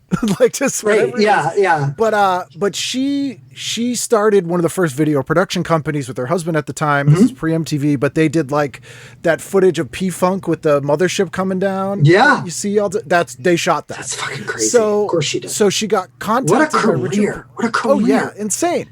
So she got contacted by Richard Pryor. This is in mid-70s, and he wanted to write and star in this movie. So they shot it over a period of 3 years. It's this insane movie. So they edit it. It's done. No one will touch it. They can't get anyone because it's 2.5 hours long. It's Richard Pryor in 1976. No one wants this movie. So he goes. Right. Because at that time, you've got Car Wash. That's it. Richard Pryor is enough to be in the ensemble of Car Wash. He had written on Blazing Saddles. This would have been post the Richard Pryor. Did he have the NBC show? No, he had been on SNL, I think, a couple times. He certainly hosted SNL, because he hosted one of the first in the first months. But couldn't get a movie. He wasn't greenlighting a movie. Yeah. No, especially a weird movie, and by a female director. At that time, first time female director. Which, incidentally, Penelope also produced all of Albert Brooks's SNL short films. I know. When I said what a career, what was running through my head was her producing. Yeah. And God bless Albert Brooks for saying to Lorne Michaels, you're not airing my films. You're not. Or you want me to cut them down? Yeah, no, I don't want to do this. That's the white whale for Mark on WTF. He's run into Albert Brooks at this point millions of times, and Albert's just I see no need for me to do this. I hope they have a conversation one day because I'm just such a fan of Albert Brooks, and I know that Mark will ask him great questions. I have a few Albert Brooks stories I'll share with you off mic that I can't share publicly. Well, I have a million things I want to talk to you about off mic. But My favorite rejection I ever got from the show for asking someone to do the show was from Albert Brooks's manager, Herb. And the You email have just said, balls. I know. You asked Albert Brooks to do. Why not? That's great. Of course. Good for you. It said, "This won't happen, Herb." It was the whole thing. And I was like, this is great. This is wonderful. This won't happen, Herb. This won't happen, Herb. So they try to sell this movie. They can't sell it. So Richard Pryor goes, I have a great idea. What we need is a prominent black person who has money and is interested in this. They'll help us distribute it. Who's the only person that could be in that role in 1976? I'm thinking Rudy Ray Moore or Cosby. Oh, Cosby. Oh, So they go- so they go to Cosby.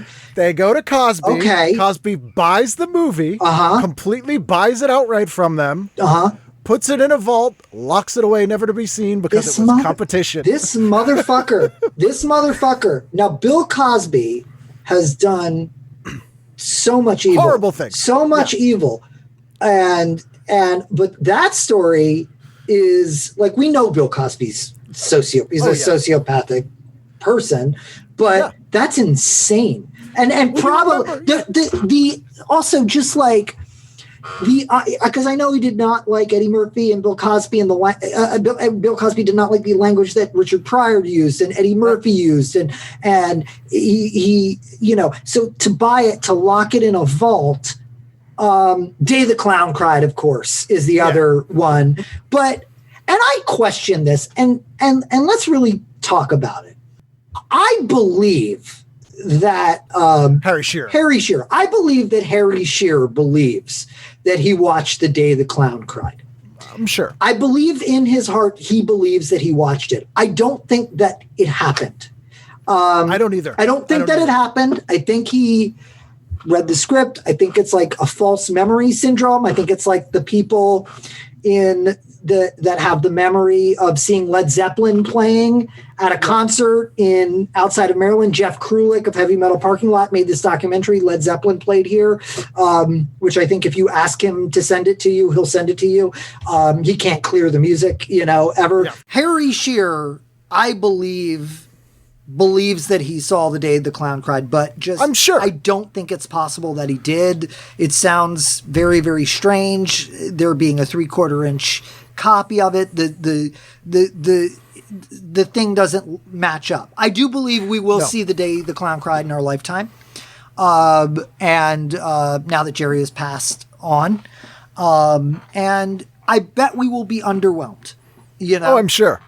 I'm sure. Too much hype. Almost none of those lost films really end up being as good as everybody wants them to be. Rock and Roll Hotel is a lost film that people can't see, probably unless they're us. And that does not live up to the hype. Which is, for people that don't know what Rock and Roll Hotel is, which is probably most people, that was a 3D movie that was produced by, it had several directors. One of the writers of Rock and Roll High School did like a pass on it. It was Judd Nelson's in it and Rachel Sweet, and it didn't get released. And people have memories of it being filmed, and like it was maybe shown once for distributors, and like even New World wouldn't put it out. Like it just and look at. Google some things that New World released, and you'll see why that is shocking. Roger Corman said this is a financial risk, and it's tied in litigation. There's that's a lost film, but it's what you're speaking on is there are people. There was some sort of gratification in the chase, of pursuing a thing. I don't want to go backwards. I like having everything available. I would much rather The Fabulous Stains be available to someone on Pluto TV for free at 3 o'clock in the afternoon than them have to go through, the instant access doesn't make you an instant expert. But I think it gives you the resources to get this stuff easier. It's great. I personally like it. And also, there still is the chase. I had records. They released the first two, the second two That Dog albums were released on vinyl for the first time through Third Man.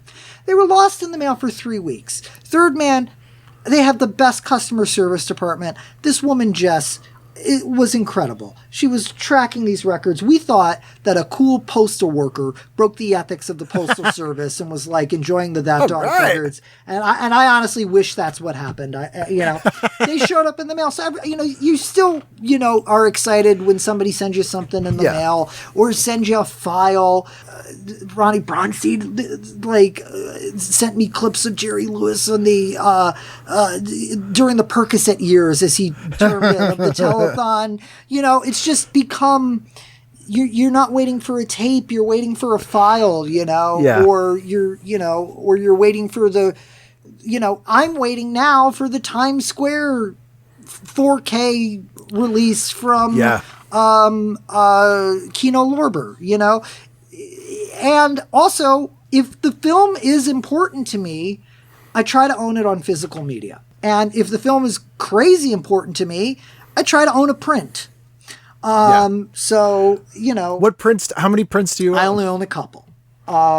It started as a goof. The best things always do. I was financially very solvent at a certain point, and eBay auction came up for a 35 millimeter print of Howard Stern's Private Parts. Okay. Now, I remember seeing Private Parts. I was very, very lucky to be at the right place at the right time. I worked at K-Rock as a teenager, and I went from calling Howard when I was 13, having made a phony phone call on his behalf to a local Bible show, to then working at the radio station and being friends with the Stern Show people and really growing up with them. So I was around, and I went to a screening room at 1550 Broadway, the Viacom screening room, the Paramount. It was Viacom at that time. And it was the first time that Gary and Robin and Jackie, they were seeing the movie. And Fred, I was watching the movie with them the first time they were seeing the movie. So that's crazy. I bought the print. And then a friend of mine, super fan of Howard Stern, she happens to work for Paramount. She rented out a movie theater for her fiance's birthday to watch Private Parts. And I was like, oh, so you work at Paramount? Like, you're going to get do you want to use my print? And she was like, I can't get it. You have a print? We were just going to show it off DVD. I was like, no, you're using my print. And so I gave her my print. Then they're cheap, because who has room for a 35 millimeter print? Yeah. And where are you going? I don't have a 35 millimeter projector. It's just sort of, I have Howard the Duck. So for people that don't know, like a full 35 millimeter film's probably 10 reels. Six reels. Okay. So each reel's about the size of like a laptop. It's the size of a desktop computer. Like a car battery. Yeah, a car battery. They're really heavy. So I have Howard the Duck. I have a print of Sgt. Pepper's Lonely Hearts Club Band movie. Okay. I have a print of Xanadu. And I have to watch these soon because they're fading, there's only so much color. Anything pre-1982 is the They color. weren't archival things. No, they were made to play for a year, maybe. Yeah. So, so I have that, and I have a print of Times Square, but it's dubbed in Italian. Oh, okay. So subtitle? No, just dubbed in Italian. So at some point, me and my friend Mark are going to throw it up on a project. He's a projectionist. He was a projectionist at the New Art for years when they still showed film. And he's a wonderful guy and a cinephile. He owns 35 millimeter prints of the Tim Curry music videos that they used to show before Rocky Horror. Nice. Which I got to see at the H Street Playhouse. Anyway, we're way off TV Guide. Oh yeah. So having a physical media though is important sometimes. There's like maybe 5 or 6 movies that I need to have a physical copy, but having a digital copy is like a nice convenience thing. Absolutely. So I'm like, I could just watch it in my bedroom. I don't have to look for the thing. There was one on Halloween. I wanted to watch Suspiria, and it was like impossible. It was not streaming at that time. So when Suspiria came out on Blu-ray and like a super edition, I bought it. Because I don't want to have to not have Suspiria. The new 4K UHD Suspiria Oh, wow. I haven't gone to UHD yet. I have a 4K TV.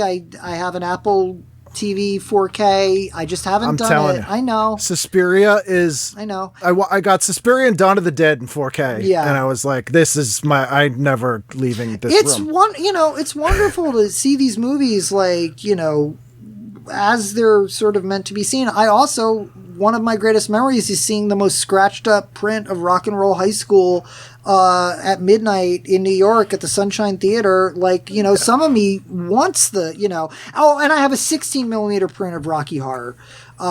Which I could show in the house. I don't have a 16 millimeter projector. I'm waiting to find one that's good and stuff. Larry Kazuski is a wonderful woman, Ariel Schulzen, who retaught Larry and I how she was moving to South Korea. She's been devoted her life to film archivist. She's a film archivist in Los Angeles, moved to South Korea, started a new life. And she gave us some films like that we would take, some 16 millimeter stuff, and gave Larry bought her projector, and we got this little class on how to project film. And, then Larry Dolomite is my name. First time we had met in person, and we had plans to have lunch.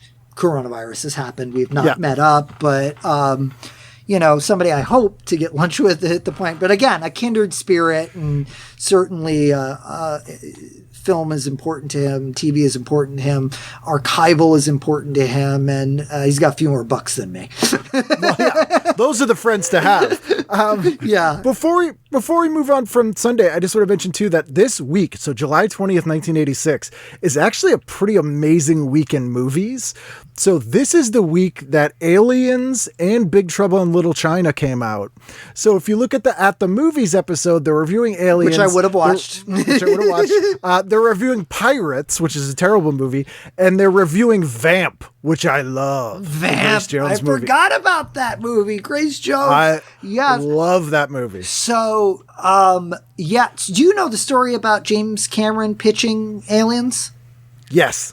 Okay. Yes. That's the most... Has that been told on this podcast before? It hasn't been told on this podcast before, no. It's such a great story. Here's the pitch. This is James Cameron's pitch for Aliens. He goes into the studio. I guess he goes into Fox. He writes the word alien on a piece of paper. He adds an S. Then he adds 2 lines through the S to indicate money. Yeah. That was the pitch for Aliens. It was a sequel to Alien. If you can pitch that succinctly, you're good at pitching. Have you seen the movie about Jim Wynorski called Papadopoulos? No. So do you know who Jim Wynorski is? I'm not. The name does not ring a bell. I'm sorry. Jim made a lot of movies with like Fred Olen Ray. He did Chopping Mall. Okay. It's a Jim Wynorski movie. He did Return to Swamp Thing. Mm-hmm. And he is an exploitation director. Yeah, but he worked for Roger Corman for a long time, and there's a documentary about him called Papadopoulos because he's like pop them tops. But I gotta watch that. There's a story that's cut from the film about how he started working for Roger, and it's insane. And it's that, so Jim's from Long Island originally. He got a job, always wanted to make movies, got a job working for De Laurentiis, I think, when they were down in Georgia. So this is like early 80s. Someone, I forget what movie it was, but someone was making dirty phone calls to all the women in one of the movies, because people that don't know, on a shoot, like every day there's a call sheet and it has like everybody's contact information on it and phone number. And phone number. So somebody was making like heavy breather calls to these girls. Jim says it wasn't him, but they were like, it's you're fired. So that's hilarious. It could have been him, but it reminds me of the movie. It's I think it's called The Telephone Book. Black and white film. Somebody very cool wrote it. I think it's Terry Southern. Yes. Yeah, and that movie was released, I think, by Vinegar Syndrome, and it was one where I was like, never heard of this. Yep. And that was it's right before Candy, I think, that he did that. But really, so cool Jim gets fired. He's flying home on the plane and he's crying. Mm-hmm. And so the woman sitting next to him is like, "What what happened, and he starts telling her, and she goes, oh, well, my boss works in movies. Maybe he has a job you can have. So she calls her boss, Roger Corman. And this was Gail Ann Hurd, who went on to produce. Hurd, the producer, yes, yeah. She was Roger Corman's assistant at the time. And Roger goes, yeah, I need someone to be in charge of promotions. So he just hired Jim sight unseen to be in charge of promotions. So Jim's in charge of posters and taglines and trailers. The first two people he hires to work for him are Jim Cameron and Greg Kinnear. Unbelievable. Who was in college. So Jim Cameron's making posters and doing, and then he moved his way up to special effects and through the thing. But those are the first two people that he hired, which is insane. That is unbelievable. That is unbelievable. It's completely crazy. Wow. Jim Wynorski. Interesting guy. Yeah, I want to watch that doc. So Monday, what are we doing? All right. Monday, first of all, I never missed Taxi reruns. Boston, Strange Town at 7:30 p.m. I'm sorry. I have to just, before we get into prime time, how did you watch Entertainment Tonight and then also your local PM magazine and then also watch your Taxi reruns? Because I never missed Entertainment Tonight and I never missed an episode of Taxi. And in Boston, it seems like it was tough, it was all on at once. I loved PM Magazine. We had PM Magazine, Evening Magazine. Yeah, we had there's Evening Magazine in Philadelphia. And, wow. But yeah, Nancy Glass and, Nancy Glass and what was his name? The guy from Evening Magazine. I don't know. But it was a franchise. Yeah. It was a franchise show that was in every city. Yeah, there's great footage of Michael O'Donoghue on one of the episodes. It's but yes. So that stuff was very important to me. Do you know who worked for, I think it was Seattle's Evening Magazine for a while, was as the anchor? Who? Joel McHale. Oh, yeah, sure. That makes Before he moved to LA, he was Evening Magazine guy. Yeah, but it's a tough choice. You have four good things on. Well, yeah, you got Meatballs on Channel 56, and then Gidget, a TV show on Channel 60, or the Gidget the movie on Channel 61. Gidget the movie, because the new Gidget was launching that year. Right, the new Gidget, which I completely forgot existed until now. And then also you got Merv Griffin on 58. There would have been a lot of channel surfing on Monday night because also the damn Miss Universe pageant was on. And so you probably would watch some of that too. So special guest stars, Miami Sound Machine. Hosted by Bob Barker and Mary Fred of Newhart fame. Yeah, Bob Barker and Mary Fred. I probably wouldn't, I had certainly seen Meatballs. I probably would, although Meatballs is PG, it wasn't probably cut up too much for television. I'm curious for your opinion. That might have been a VCR night, What is your opinion on Meatballs 2?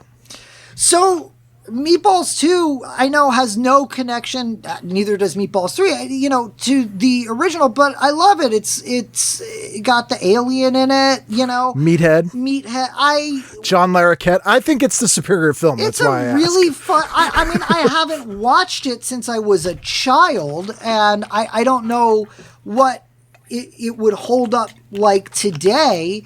Meatballs, is really kind of a beautiful film in its stupidness. Certainly a heavy influence on Wet Hot American Summer. Oh yeah, absolutely. Just in terms of the heart, not just in its silliness, but making sure that there's real relationships and heart, because you can be as silly as you want, as long as it's real. And Meatballs does an incredible job of that. And Bill Murray is just so funny. And, but Meatballs 2, I liked just as much as Meatballs as a child. I have not seen it. I don't know. It needs to be rediscovered. Deb, that's Meatballs 2 and Caddyshack 2. Shout out to my girlfriend. Deb, do you want to watch Meatballs 2? No. So that's a no. Yeah. And I don't blame Fair her. enough. I don't blame her. That's definitive. Yeah. That was a hard no. It was a hard no. Yeah. There's no even hesitation. I had to get your opinion on it. So now. Yeah. So that's Monday. Yeah, it's a tough night. I think I would have gone Miss Universe just because it was a special thing and it's in the summer. Yeah. And I was 6, but it would have seemed exciting. Tuesday night, what'd you do? All right. Tuesday night, you got 8 p.m. You got Who's the Boss and Growing Pains. But Channel 38's also showing Love Story. But here's the thing. There's no way I'm missing Moonlighting at 9 p.m. I would have watched Moonlighting. What I would watch today and what I found shocking is that USA showed Lipstick at 8 p.m. Like, way to tee up Dick Cavett at 10 p.m. Like, that sounds like a good night of TV tonight. But, like, I don't know how invested I was in Spenser for Hire at any point in this point. I loved it. Yeah. I just, weirdly, I did like 30 something, but I wasn't, a Spenser for Hire person. I mean, Spenser was shot here in Boston. So of course you were invested in it. That's like me and Mannequin with Philadelphia. It was the only thing they shot here, so I went and watched them film all the time. Yeah. So it was like the closest I got to Hollywood. It was like exciting. Of course, No, if that show was shot in your town, I mean, I remember when Russell Brand was shooting the Arthur remake, and I walked by it like on the streets of New York. I was fully in show business for years at that point. I stopped to look because I was like, "Oh, there's Arthur's car. Oh, look, Russell Brand's getting ready to shoot. Oh, I wonder how this is going to fare." And you know what I mean? It's exciting. Remaking Arthur. Well, Russell Brand's a good choice for that, I guess. It's a tough remake, bad sequel, But I stopped, Yeah. Because there was the car there, and I was like 30, So I would have definitely watched that. But that show, yeah. It's all streaming on IMDb TV right now for free, Spenser for Hire. Yeah. And it's actually great because the cast they had on that show, they pulled from New York theater in the 80s. So there's just like this murderer's row of great actors at the beginning of their careers. Like Eric LaSalle is in this particular episode. Fantastic. Oh, this is interesting to me. That's and IMDb TV, I got to download that because like I hear that's becoming something. They have the classic stuff. Yeah. They have the stuff that we would like. So like they have every episode of It's a Living for free. More is coming. For Hire. I actually did not know. Somebody was trying to explain it to me, and I didn't quite understand it. Probably because it was somebody like in the entertainment industry, and not you. Not that you're not in the entertainment industry, but like it was like I'm not trying to sell it. Yeah, it was like a business call, and I was like, I just glossed over. But now I will get the IMDb TV. Yeah, it's free, and there's a bunch of shows that Crime Story's on there, which is amazing. Crime Story. I recommend that show to everybody, and I describe it as Miami Vice Mad Men. Yeah, it is Miami Vice Mad Men. Did Tim Curry do an arc on Crime Story? He did an arc on. Did Crime Story have The Wanderer as its theme song? Yes. Okay. Yes. Yeah, it's Crime Story. Okay. Tim Curry did an arc on Crime Story, so I remember. So it might have been the Vegas season. Yeah, I tuned in. It definitely was because I remember looking it up sort of fairly recently. Anything Tim Curry, I was obsessed with. I still am. Ted Levine is in Crime Story. Yeah. Britta Phillips is in an episode. Britta Phillips. So I remember meeting Britta Phillips in the 90s as a musician, and it coming out that she was the singing voice of Jem and the Holograms. And just being like, what? We were sitting at Joe's Pub and like just seeing some concert. I was with Ben Lee, and he was like, oh, this is Britta. And I was like, oh, nice to meet you. Oh, yeah, Luna, cool. Yeah. You did what? Yeah. And she was very happy to talk about it. Still is, Yeah. She's so talented. She plays a runaway prostitute in an episode of Crime Story. Runaway prostitute in an episode of Crime Story. Anything else on Tuesday, or was that the whole night? Tuesday, yeah. I mean, I would have checked out some, 6:30 p.m. You've got the Sally Field Gidget TV show on Channel 66, and it sounds like it was a good episode. Gidget plans to buy her own transportation, a broken down hearse, which gives me a pitch for could they do a Gidget, but she's goth. Gidget Monsters kind of thing? Yeah, goth Gidget. Like, what is that show? Because that beach party 60s monster thing just fits right in. The incredibly strange creatures who stopped living and became mixed up zombies. Do you know why she was called Gidget? No. Why was she called Gidget?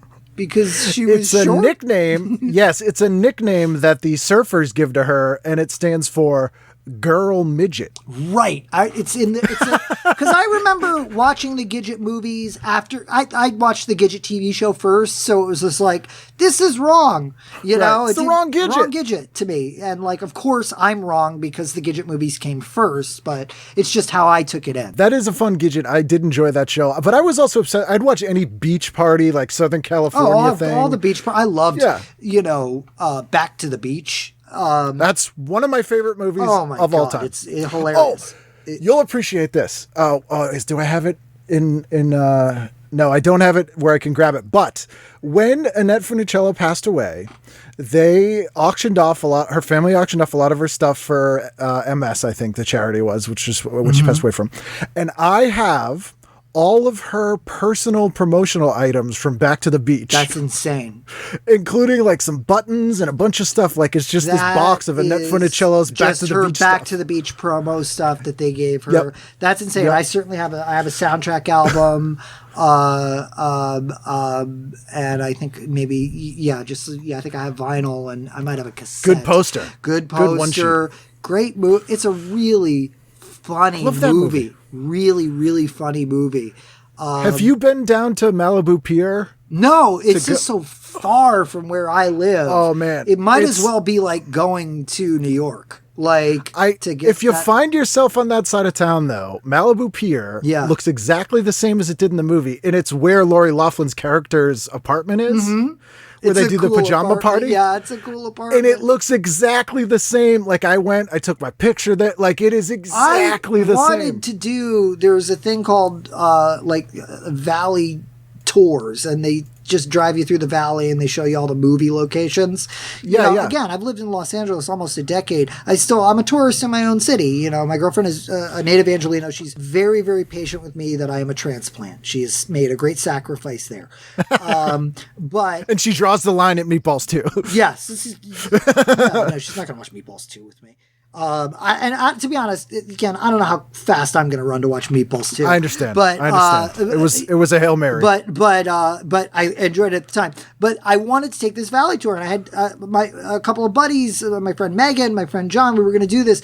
Everybody bailed, and then I was like, do I want to go on this tour? Now I wish I went. I hope they do it again, because I want to see the... I'll give you, if lockdown ends the next time I'm in LA, if you don't get there, I'll take you on a locations tour. Yeah, you could just give it. Yeah. South Pasadena, right around the corner from Pee-wee's house, is the Halloween house. Very, very familiar with South Pasadena in this household. Yep. So there's a lot there. Yeah, it's the best. Mm-hmm. But the Back to the Beach shooting locations, not that far from the high school from Heathers. Yes. I was talking about Heathers last night because I'm often talking about Heathers. Yes, of course you are. Do you often discuss Meet the Applegates? Sometimes. That's another one I haven't seen in a long time. That was a weird one. That's like one that just showed up at the video store. That and like it's Parents. Real weird. You know what I mean? Oh, Parents is brutal. Bob Balaban, man. Yeah. Bob Balaban, Randy Quaid, before the Hollywood Star Whackers got to him. Yep. And Meet the Applegates is I haven't seen that one. But that's what's his name who wrote Heathers. That's his follow-up movie. Oh, did Daniel write that? It's so interesting. Yeah, Daniel Waters is another person I've not met in person. Internet correspondence. Again, we're of the same ilk. It's just he happened to write Heathers. Which I love that he wrote that movie for Stanley Kubrick to direct. Yeah, like that is balls. That's emailing Albert Brooks. Yeah, that is. It's as insane as emailing Albert Brooks. That's Stanley Kubrick writing back. This won't happen, Stanley. Anything else on Tuesday? Or we're on to Wednesday night. Yeah, no, that was it. Just the fact that Lipstick aired in prime time, I don't think I've ever actually seen that movie. I've heard tales. Really? I've heard tales of it, but I've never sat down to watch Lipstick, and I'd like to, just because I know that it was commercially unsuccessful, critically savaged, and very controversial movie. And I like to see that stuff. Well worth watching. That I think is streaming on Prime right now. I'm sure that's on Prime. Yeah. But you probably have a long list of things to watch before that. I don't so know. Wednesday, well, that's true. Wednesday night, what are you doing? So Wednesday, prime time, with all due respect to Give Me a Break, The Blues Brothers is on channel 56 at 8 p.m. However, I'd seen it a million times. I noticed The Never Ending Story is on the movie channel. I do need to point out that I saw that movie in the theater, and it is the first time I walked out of a movie. What did it? Well, basically, I turned to my mother and I just said, I don't like this. This is children's bullshit, and I'm above it. And she said, agreed. I really was not interested in childhood. It was a kid's movie. It was I'm getting that. fantasy, and we walked the fuck out of The Never Ending Story. So my pick for that night would be to stay up till 10 p.m. and probably watch St. Elmo's Fire because I probably hadn't seen it at that point. And that probably might have been the first time I'd seen St. Elmo's Fire, which is on HBO. Or maybe we rented it. I can't remember. And I have was a on weird HBO all the time. I have a weird thing where I can remember what movie I saw in a theater, who I was with, what theater it was. That is some weird Mary Lou Henner autobiographical memory Hypernesia. that I have, but not for when I saw a thing on TV, unless it was really important. So, Well, that makes sense though, because TV is in your regular environment and it's not a different. yeah, there's not a different you're thing. not So you're going yeah. to a place. I wonder in quarantine if now I'll remember. We watched that in the month. No, there's no way. Yeah, no, it all blurs the same. I still think it's March. Yeah. There is a really weird thing on Channel 4, and it's hosted by Alan Thicke, and it's an hour-long special called When I Was Your Age. And it's Alan Thicke narrates this comparison of 3 generations of American teenagers, the 40s, the 60s, and the 80s. So that's they just skip- Alan Thicke. They skipped the 70s. In the 50s. In the 50s. So they're talking about teenagers because they're doing it in 20-year increments for some reason. And they're skipping the 50s and the 70s. Yeah, the most interesting period of time of teenagers. When teenagers became a thing to market to in the 50s. Technically for like post-war. Post-war, yeah. It would But be that's basically 50s. Yeah, but like, So, that's bizarre. It's also Michael Apted's Up series. Yeah. But like the TV version. Did that air on a network or as a syndicated special? Okay, this was on NBC, and I'm curious about it. I might try to hunt that down. I'm sure it's terrible. How was Alan Thicke so powerful that he could write a TV theme song for this network and be a regular on Growing Pains, but then host a special on NBC? Like, He had a game show called Animal Crack-Ups that he hosted. This guy, exclusivity did not apply to Alan Thicke. Which is weird because the only reason he moved to America was for the Thick of the Night talk show, which was a huge critical financial bomb. Yeah, no. So Thick of the Night was not good. No, it wasn't. But it's why we got the Arsenio Hall show. Yeah, eventually. Yeah, it is. So, it is. there you go. You got MacGyver on too, but a show I never really got into. I never got into MacGyver either. Yeah, Night of the Living Dead is on, but to me, it's like, that's the public domain. And, how was the quality of the print? And, awful, I'm sure. Terrible, with Night of the Living Dead, it's like, that's a Criterion that I bought because it was like, all right, I know Night of the Living Dead is like, it's ridiculous to spend this money on Night of the Living Dead, but this is the last Night of the Living Dead I'm going to ever have to buy.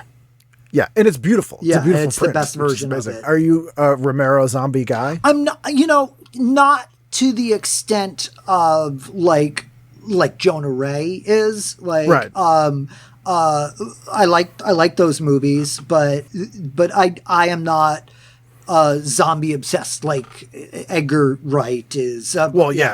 Few people are. I appreciate them. I am as obsessed with the band Sparks as Edgar Wright is, and Edgar has assured me I show up once in the documentary that he's. So I think I'm allowed to talk about that. You get to talk about Eaten by the Monster of Love. Which is in Valley Girl. Valley Girl. Yeah, That's right. Along with other Spark songs. Was Cool Places in Valley Girl? No, Cool Places is years later. It's on the Rhino comps, and I get them mixed up. Yeah, the sometimes. Rhino comps are not the Valley Girl soundtrack. That is within reaching distance. I'll go get it. The Valley Girl soundtrack. Well, so. Oh, you got cassette. Sorry, I had to. So the Valley Girl soundtrack has a lot of issues because there's a US one and a Canadian one, and there's about 100 songs in Valley Girl, and there's only 6 on the soundtrack. This is it on cassette, and this, to my knowledge, I don't know anyone who has this. I had to make the discogs entry for this. This is a real Valley Girl cassette on Roadshow Records. Repeats on both sides because there's only a couple songs.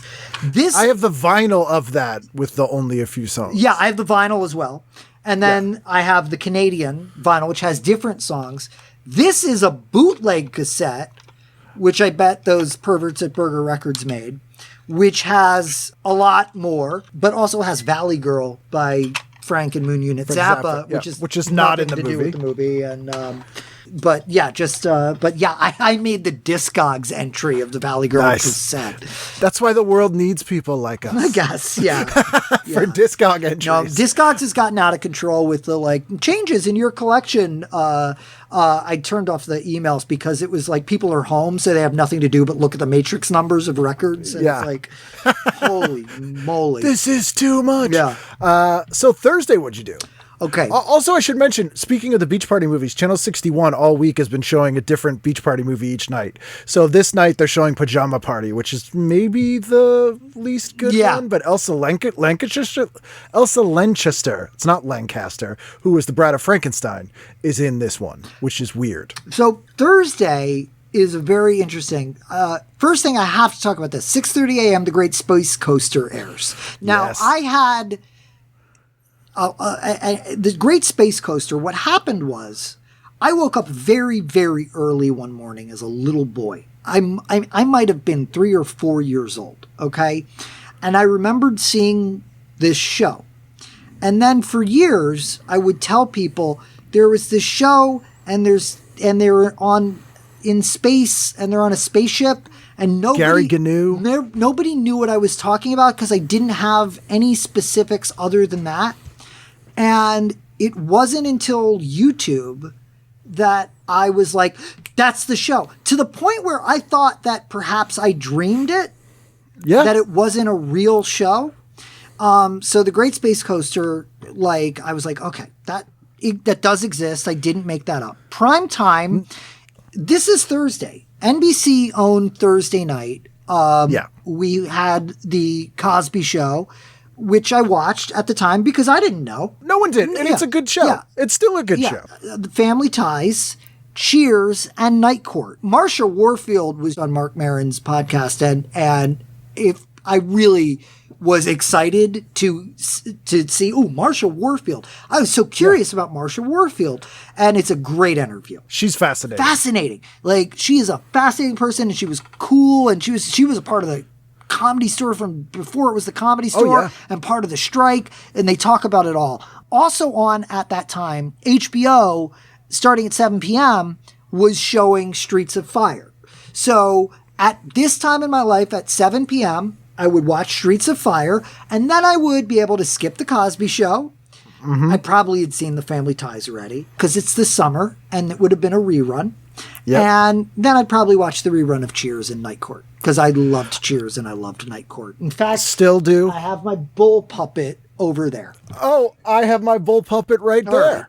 Right. It's getting a little weird, Ken. It's getting a little weird. It really is. Yeah. Thank God the week is almost over. In lieu of the Cosby Show, since he is a monster, I think I would have watched Ripley's Believe It or Not at the same time. Yeah, fun. And the segments I gotta read because it's segments on Joan of Arc, Hitler's Teeth, Hitler's The Teeth? Fortress at Modesta, The Lost Temple of an Egyptian Pharaoh, an underwater graveyard of World War II ships, a Daredevil's Museum, and money burning in Hong Kong. Oh man. First of all, that's the craziest list of things that I've Yep. ever heard. Money burning in Hong Kong. I hope whoever pitched let's do a segment on Hitler's teeth. I hope whoever pitched that at the Ripley's Believe It or Not program was a Jewish person. I'm Jewish, Yeah. so I'm just sort of like, as I've greatly experienced a rise in hey, I just hope it wasn't, hey, let's do a deep dive into Hitler's teeth. Maybe he was so mad because he had bad teeth. I don't know. Maybe he had teeth problems. That reminds me of one of the funniest things Martin Short's ever done as Jiminy Click. He said to Mel Brooks, like, "What's your big problem with the Nazis?" Yes, yeah. Yeah.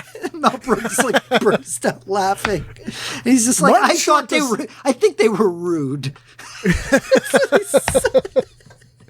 Oh, that character, the stuff Martin Short Could did say as is that character. I know. It's like stuff Ali G got credit for, like Borat, but like years later. Like it's Martin Short's a Short genius. they announced a new show with Martin Short, Steve Martin, and Selena Gomez for Hulu, where they all live in the same apartment building and are true crime buffs. And into it. I was like, this is the best pitch I've ever heard. How smart to team up with Selena Gomez. She's a producer on the show, executive producer, and like, because she's very incredible. And like, that is going to be, I think, very good. I think that might be really funny. I would 100% watch that. Friday night, final night of the week. This is it's a big night. We got a conclusion of a series that night. Yeah. We got a repeat of a new series. There's some stuff going on. So primetime, it would be cool to say Knight Rider, but it would have been Webster and Mr. Belvedere. I do want to say guest starring in that episode of Knight Rider, Shelley Berman. Shelley Berman was in the Knight Rider episode? That's the weirdest thing I've ever heard. Little weird. Yep. He's playing a character called Josh Bevlin. I'm sure it's come up on this show, seeing how many episodes it is, but do you know the truth to is there any truth to the story about Mr. Belvedere? Sitting on his own balls? Yes, that. Yeah. Here's the interesting thing. So I've had 3 cast members of Mr. Belvedere on this show. Okay, yeah. And that rumor started because Doug Benson used to be roommates with the older brother. With the older brother, right. Yep. And the version that I like the best of the story is him walking into the table read, short shorts. I think it was Doug Benson told me the story. I think he did on a stage, but he told it to me. He's wearing short shorts. He's very pleased walking into a table read. He says, good morning, everybody. Sits down and goes, ooh. Yep. And then I heard the version at the parade, but it's a rumor? Well, so here's the weird thing. So I had Bryce on, who's the best Bryce dude. is, yes. And Bryce said, didn't happen. Okay, didn't happen. So then about 6 months later, Bryce emails me and he's like, I have to revise. That did happen. And he talked to everybody because they're all still really friendly. They all talk to each other. Course, yeah. Tracy is a real estate agent in the Valley, and they all kind of got their heads together. And Rob Stone was like, "It happened," and they all talked about it, and their stories were the same. And they're like, "Oh my God, it did." And Bryce was like, "I must have just blocked it out because I was like, there's no way that happened, and I wouldn't remember." But he says now that it did happen. Yeah, so it did happen. That's so interesting because like Doug is such an interesting person to talk to because like him growing up here, like he would go to tapings of like Mork and Mindy and shit. He's in Blade Runner. He's in Blade Runner? Doug is in Blade Runner. Doug is an extra in Blade Runner. There's a scene where Harrison Ford is in Chinatown and he bumps into somebody, and that's Doug. I'm gonna send Doug a message. I haven't talked to Doug in forever. I'm just gonna send him a message after this, that we like. He's because he's a dancer in Captain EO. That's insanity. You're telling me. You didn't know that? No. He's in Captain EO. He's in Captain EO? Yes. That's fucking crazy. A dancer? Oh, yeah. With like the Yeah, when it's, yep. Oh, yeah. fucking Angelica Houston comes down and stuff? Yep. Oh, yeah, Doug you got to ask Doug about Benson's that. been directed by Francis Ford Coppola? It's Ford Coppola. That's right, yeah. It's the weirdest thing ever. And Ridley Scott. And Ridley Scott's the weirdest. Okay, Yeah, all right. it's weird. Yeah. And so the Mr. Belvedere Ball story is true. I loved that show. It's a weird ass show, and the story about how it bizarre. Came about is really bizarre because it was all Barney Miller alum that ran that show, Sure. and the network scrambled last minute to find a show for Bob Uecker, who they had signed. Mm-hmm. They owned the rights to this Belvedere character, which was a British film series from the 40s. No shit, And yeah, huh. so they were like, they just kind of Slapped together. Yeah, no, it definitely, I remember when it premiered, it definitely felt like this is a Bob Uecker vehicle. And then it very quickly became, Mr. Belvedere's show. Yeah, which is a fun show. There's some interesting episodes of that show. The one I always talk about is the Amish episode where Kevin becomes Amish to get laid, and which sounds like the plot of an Adult Swim show now, but is actually a true plot of that show. And then there's a show on at 9 that was very short-lived called Mr. Sunshine with Jeffrey Tambor, where he plays an angry blind man.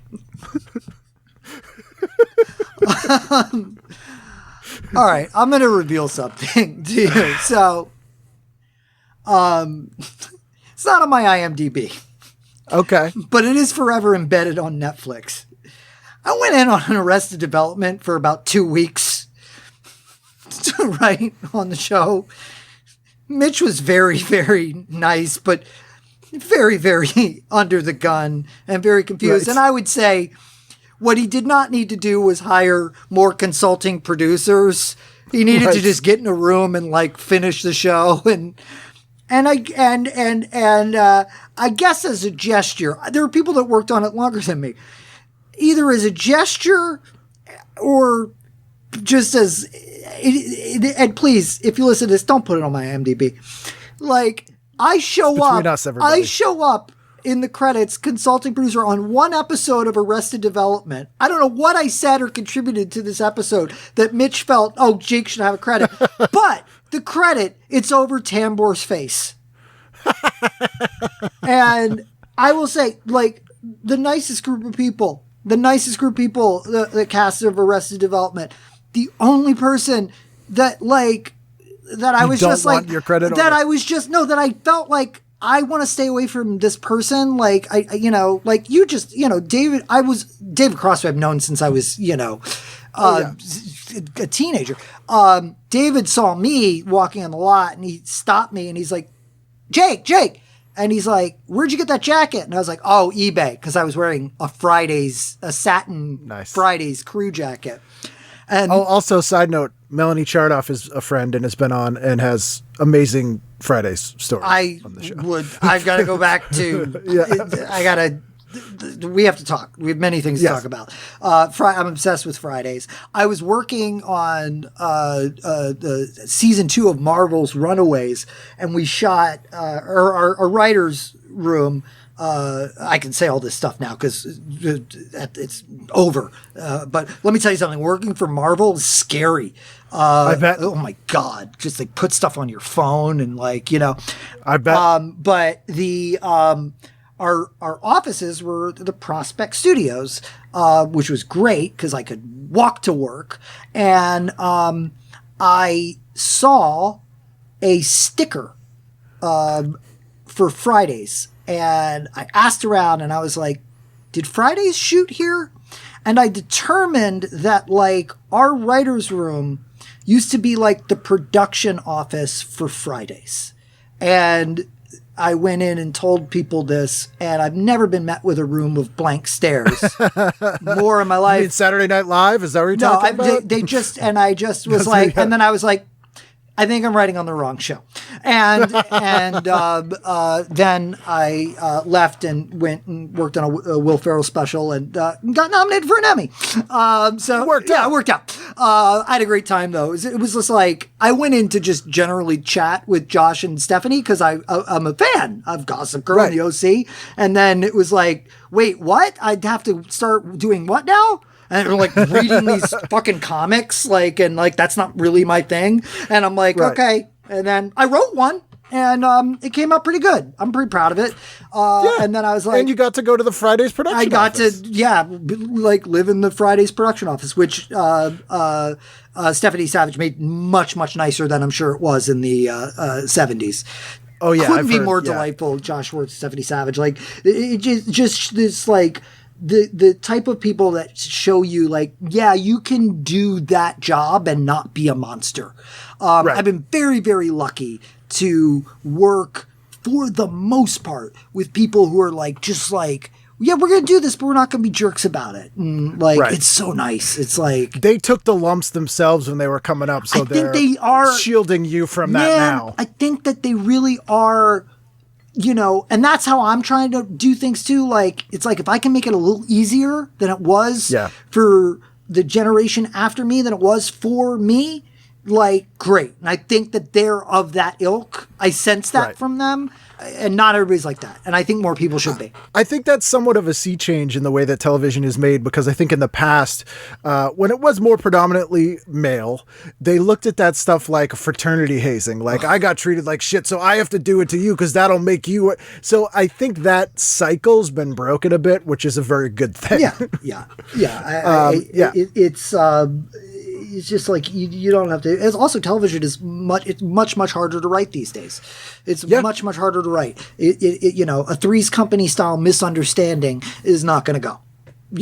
Well, if it's a really what if someone goes in a wrong door? It's got to be layered and flashback to Bob Odenkirk, and it's just. But the Sopranos ruined television. But the Sopranos made television writing harder. Let me just say, they didn't ruin television. Television is never been better, but it's much harder. But did anyone in The Sopranos pretend to be gay to get cheap rent? Because no, they didn't do that. That's all you need. If you did that, you got whacked on The Sopranos. Yeah, well, that's the difference between The Sopranos and Three's Company. Yeah. So there's a new Twilight Zone episode on that night, which is a show that I loved. Yeah. There's actually it was a really weird thing that the new Twilight Zone did was they didn't have set times for the stories. So it was an hour-long show. So you might get 2 half-hour stories. You might get an hour story. You might get 4, 10, or 15-minute stories. It was a really weird format. And this is an episode with a half-hour story and 2 15-minute stories. Yeah, this is the 80s. I forgot about there was an 80s reboot of the Twilight Zone. Of course, and it's really good. Yeah, there was one of my favorite Twilight Zone episodes ever is one of the 80s ones, and it stars Robert Klein, and it's called Wordplay. But this Klein, one, wow. Oh yeah, it's it's great. What's a Robert Klein Twilight Zone from the 80s? That's perfect representation of comedy and horror and how they mix, because without giving anything away, the premise of the episode starts as comedy and without anything changing becomes terrifying. Interesting. And it's brilliant. Great. But this episode has a comedy segment where the Tooth Fairy, played by Kenneth Mars, has a whole thing with a dentist, and it's really bad. It feels like one of the lesser Night Gallery episodes, so it was a little hit or miss, but I still would have watched it anyway. Let's see what else. There's a Fats Domino. Yeah, I saw that on Cinemax or something. Yeah, and it was okay. Yeah, and I probably would have watched it. And this is the final season of Love Boat. People forget it went on Love Boat was on until 1986. I was watching that and I was going, those are still new Love Boats, and it was really it doesn't work. I was not watching the Love Boat in 1986, and I don't think many people were. No, I was watching it years earlier, but not in 86. By 86, it really, is we didn't talk about it, but Brendon Tartikoff, a genius, an absolute genius. I was lucky enough to meet him and work with him a little bit, get pitched by him. When I was 15, it was, surreal.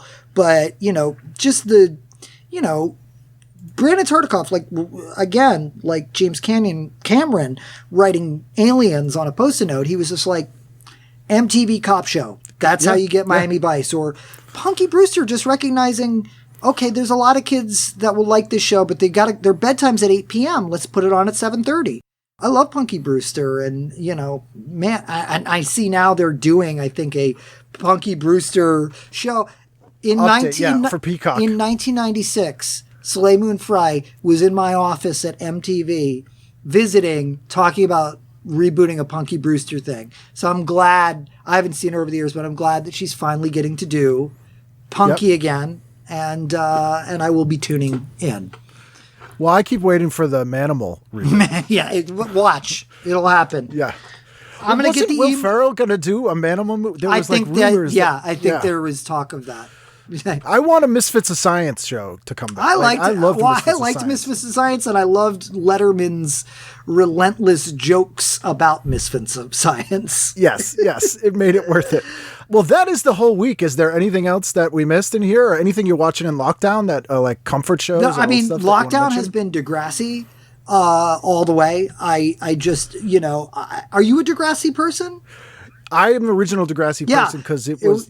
So like the original Kids of Degrassi Street, Degrassi Junior High, and Degrassi, but I never watched the new one. So I would say watch the new ones. We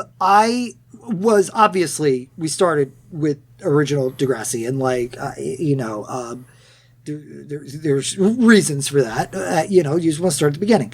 But then, there's like 16 more seasons, and it's still Degrassi. And, new generations come in, and next generation, I don't think this is a big spoiler, but next generation it's Baby Emma. Yeah. And, and it goes there from the beginning. Yeah. And, School's Out. The Degrassi School's Out movie is one of the most harrowing films I've seen since. Oh, I think maybe as it was Climax and School's Out were like the most. I saw the Halloween episode with the zombies that they did. With the kid in the wheelchair and of the new one, it was like a fantasy episode. Right. But it's not played for laughs. It's terrifying and super gory. Yeah, that I really like. Degrassi's has been the comfort show, and then we've been watching. I mean, we do a thing called Pretentious Movie Tuesday. We were doing that before the pandemic, and that's just we find something that neither of us has seen that might be considered pretentious. Okay. And it can be anything from a Czechoslovakian film from the 60s to Jay and Silent Bob reboot. Okay. Which we loved. It just has to be, it could be considered pretentious. And I say that with absolute love to Kevin Smith. But if you had the opportunity to go make a movie for your insular fan base with your friends and your family, you do it too. Of course. And he did. Someone's going to pay you for that. He got it, and legitimately enjoyed it. Legitimately thought his daughter was great in the heart of the film. And then I've seen some great films and then some not so great films. There was one night we watched Tom of Finland, which was okay, on paper that would seem like an interesting movie. Bad movie. Bad movie. Not good. Yeah. Great story. Bad movie. But it's all over the place. We watched a movie from 2009, which is some pretentious graphic designer searching for happiness. It was a documentary. Oh my God. And it was, that sounds painful. This guy was the most confident person to just be able to say, I'm going to do this.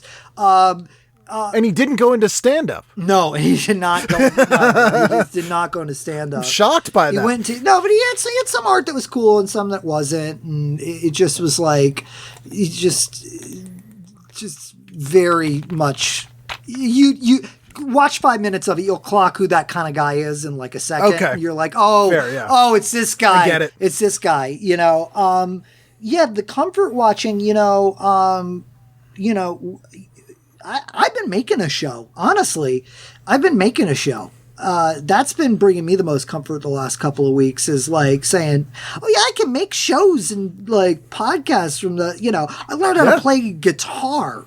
I know, which is like, I thought you're supposed to learn when you're like little, but like, March 25th, I picked up a guitar and, I could, play in a punk band now for sure. Which is what the world wants. 40 years No, it's exactly. I said the worst thing about this pandemic is there's a lot of guys in their 40s that are going to come out of this, thinking that they know how to play a guitar and they're going to start playing out. And it's going to be bad. I'm making a promise that's not going to happen. I might every once in a while plug the guitar to GarageBand and make a dumb song. But it'll always be as a goof.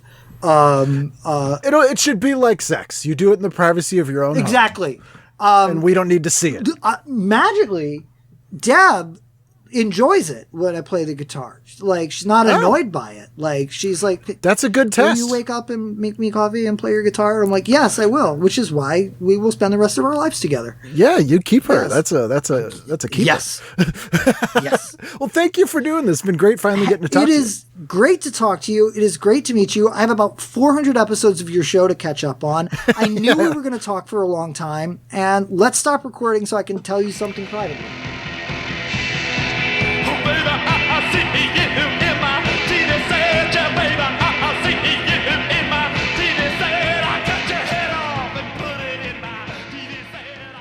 There you go. That's Jake Fogelnest.